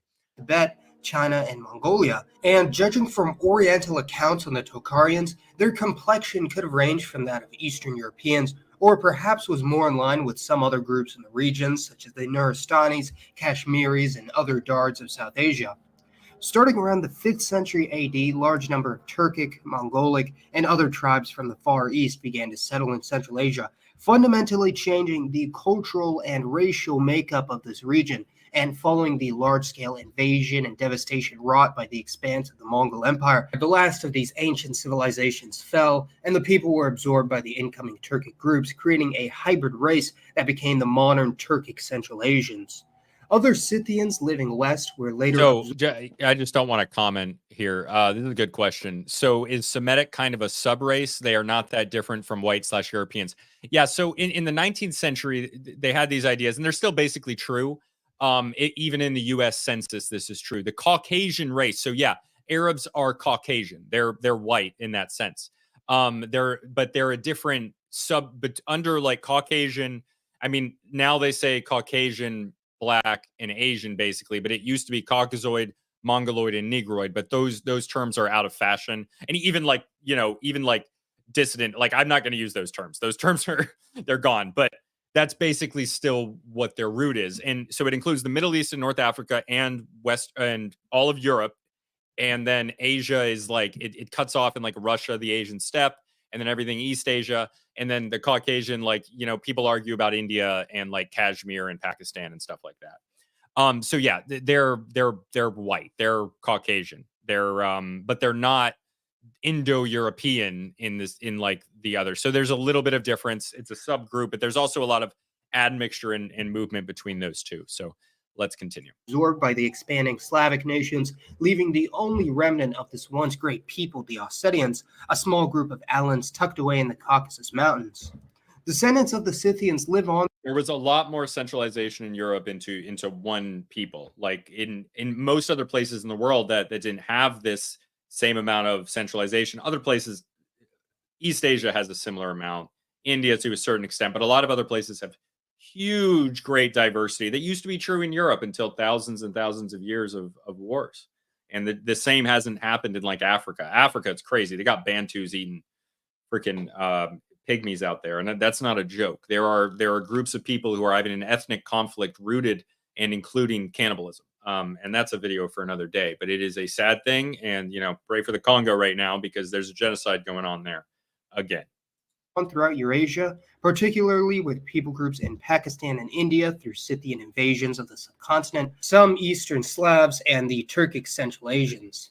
The Tokharians were likewise absorbed by the Turkic Uyghur tribe over several centuries, and the group most similar to the ancient Tokharians today in genetics and appearance would most likely be the Pamiris or Wakis of Tajikistan, Afghanistan, and eastern China. Although there were other claims of Indo-European tribes reaching the Far East, particularly the Xiongnu Confederation, none have yet to be verified, and it's worth important in the early like 3rd century, I think. I mean, they were an early, like, this is the Han Empire. This is like the birth of modern, like, historical China. Qing Shi Huangdi, father of China, is in this motherfucker. The Xiongnu or the Xiongbai, one right after them. One of them is the very likely root of the story that became Mulan. I did a podcast episode on that. It's in my stories episode. I don't remember which number, but I think I'll try to link it below. I'll find it right now and I'll throw it in the comments. But that was one of my favorite episodes, and it was about stories. I think that's a really important podcast episode, and it talked about Mulan as an example of how stories change over time and how they're adopted. And we also talked about the modern Little Mermaid, how they're getting rid of all the redheads and what matters. And that's one of my favorites. I think I'll link it. All right, keep going. Noting that although the Indo-European Anatolians were indeed Turkified through the Seljuks, they retained the majority of their genetics, unlike the Central Asians.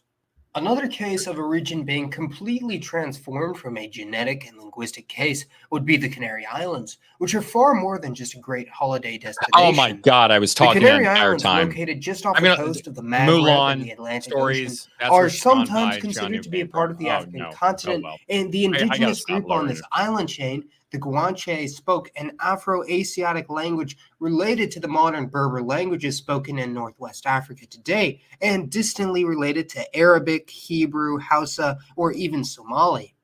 During the Reconquista, when the Spaniards and Portuguese were expelling the last of the Islamic Moors, they also attempted invasions of the mainland of Africa with limited success. But the Guanche were rather ripe for the conquest, having been isolated for thousands of years, and the only group in Northwest Africa yet to be Islamized. The Guanche were described as very physically distinct from either the Iberians or the North African Muslim groups they had been combating for centuries and were overall very familiar with. Their most noteworthy like and subscribe, please. Trait was their height, described as quite tall with a reddish-brown complexion, having genetic connections to both Berbers from the mainland as well as ancient Europeans who had visited the islands.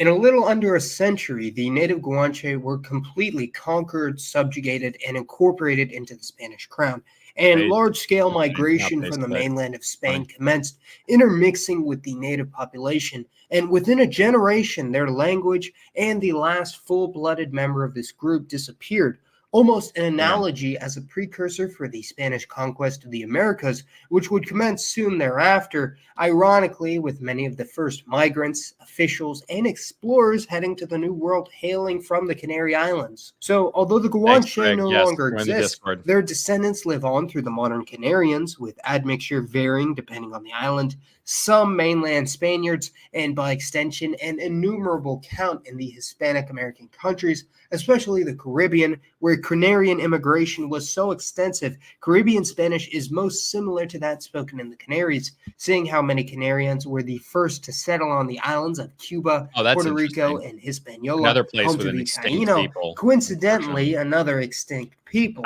He It just would be said it. difficult to Awesome. describe the Damn, I miss Taino as a Masaman. I wish he unique was still making race or stuff. subrace, as they are descended exclusively from Amerindian peoples on the mainland of South America. But they are, or were at the very least, quite culturally distinct, as obviously becoming seafarers of the Greater and Lesser Antilles produced far different lifestyle and tradition from other Amerindians. The Taino, Caribs, and Lucans of the Caribbean were all uniformly wiped out shortly after contact with the Old World, mostly through disease, and those that did survive in the Spanish Caribbean at least were intermixed with the mulatto and Criollo population, many of whom had ancestry from the Canary Islands, to create the modern nations of Cuba, the Dominican Republic, and Puerto Rico. So interestingly, these modern groups have major ancestry from two completely assimilated groups, the Guanche and the Taino. So although they went extinct in their homelands, their genetics and culture live on in these countries and in immigrant communities. Kind of. Oops, what happened? What did I do? Sorry. Coming back right now. I accidentally live on in these countries and in immigrant communities in the United States and elsewhere. Although many other individual ethnic groups from the Americas had disappeared or been assimilated in history since European colonization, none have suffered the same absolutist fate of the Taino, and none in such a large-scale fashion. So, although through the European colonization of the Americas, some groups of Amerindians were completely wiped out, another area of the planet that I've discussed in great detail in the past has undergone a radical demographic transformation, although certainly not in recent history. This is the story not only of a lost race, but also of a lost continent. As many know, Southeast Asia is made up of the peninsular region known as Indochina, stretching from Vietnam to Myanmar, as well as the insular region composed of the Philippines, parts of Malaysia, and Indonesia, collectively known as the Malay Archipelago. But this was not always so. During the last glacial maximum, roughly 20,000 years ago, the sea levels were far lower than they were today, creating a massive landmass in the place of the Malay Archipelago, dubbed by geologists as Sundaland. God, Sundaland so cool. connected the... There's probably so much amazing archaeological finds under that water there. Darn. Oh, I've been listening to too many Canadians. Mainland of Asia with Sumatra, Borneo, Java, and parts of the Philippines, meaning if any civilization could claim a connection to Atlantis, it would be here. And also during this period, Australia, Tasmania, and New Guinea were connected as a single island as well, known as Sahul. It is believed that some of the first early Homo sapiens that left Africa traveled along the coast of the Indian Ocean, with many settling along the way in a process of thousands of years. And those that settled in Sundaland were quite distinct from the population we see there today.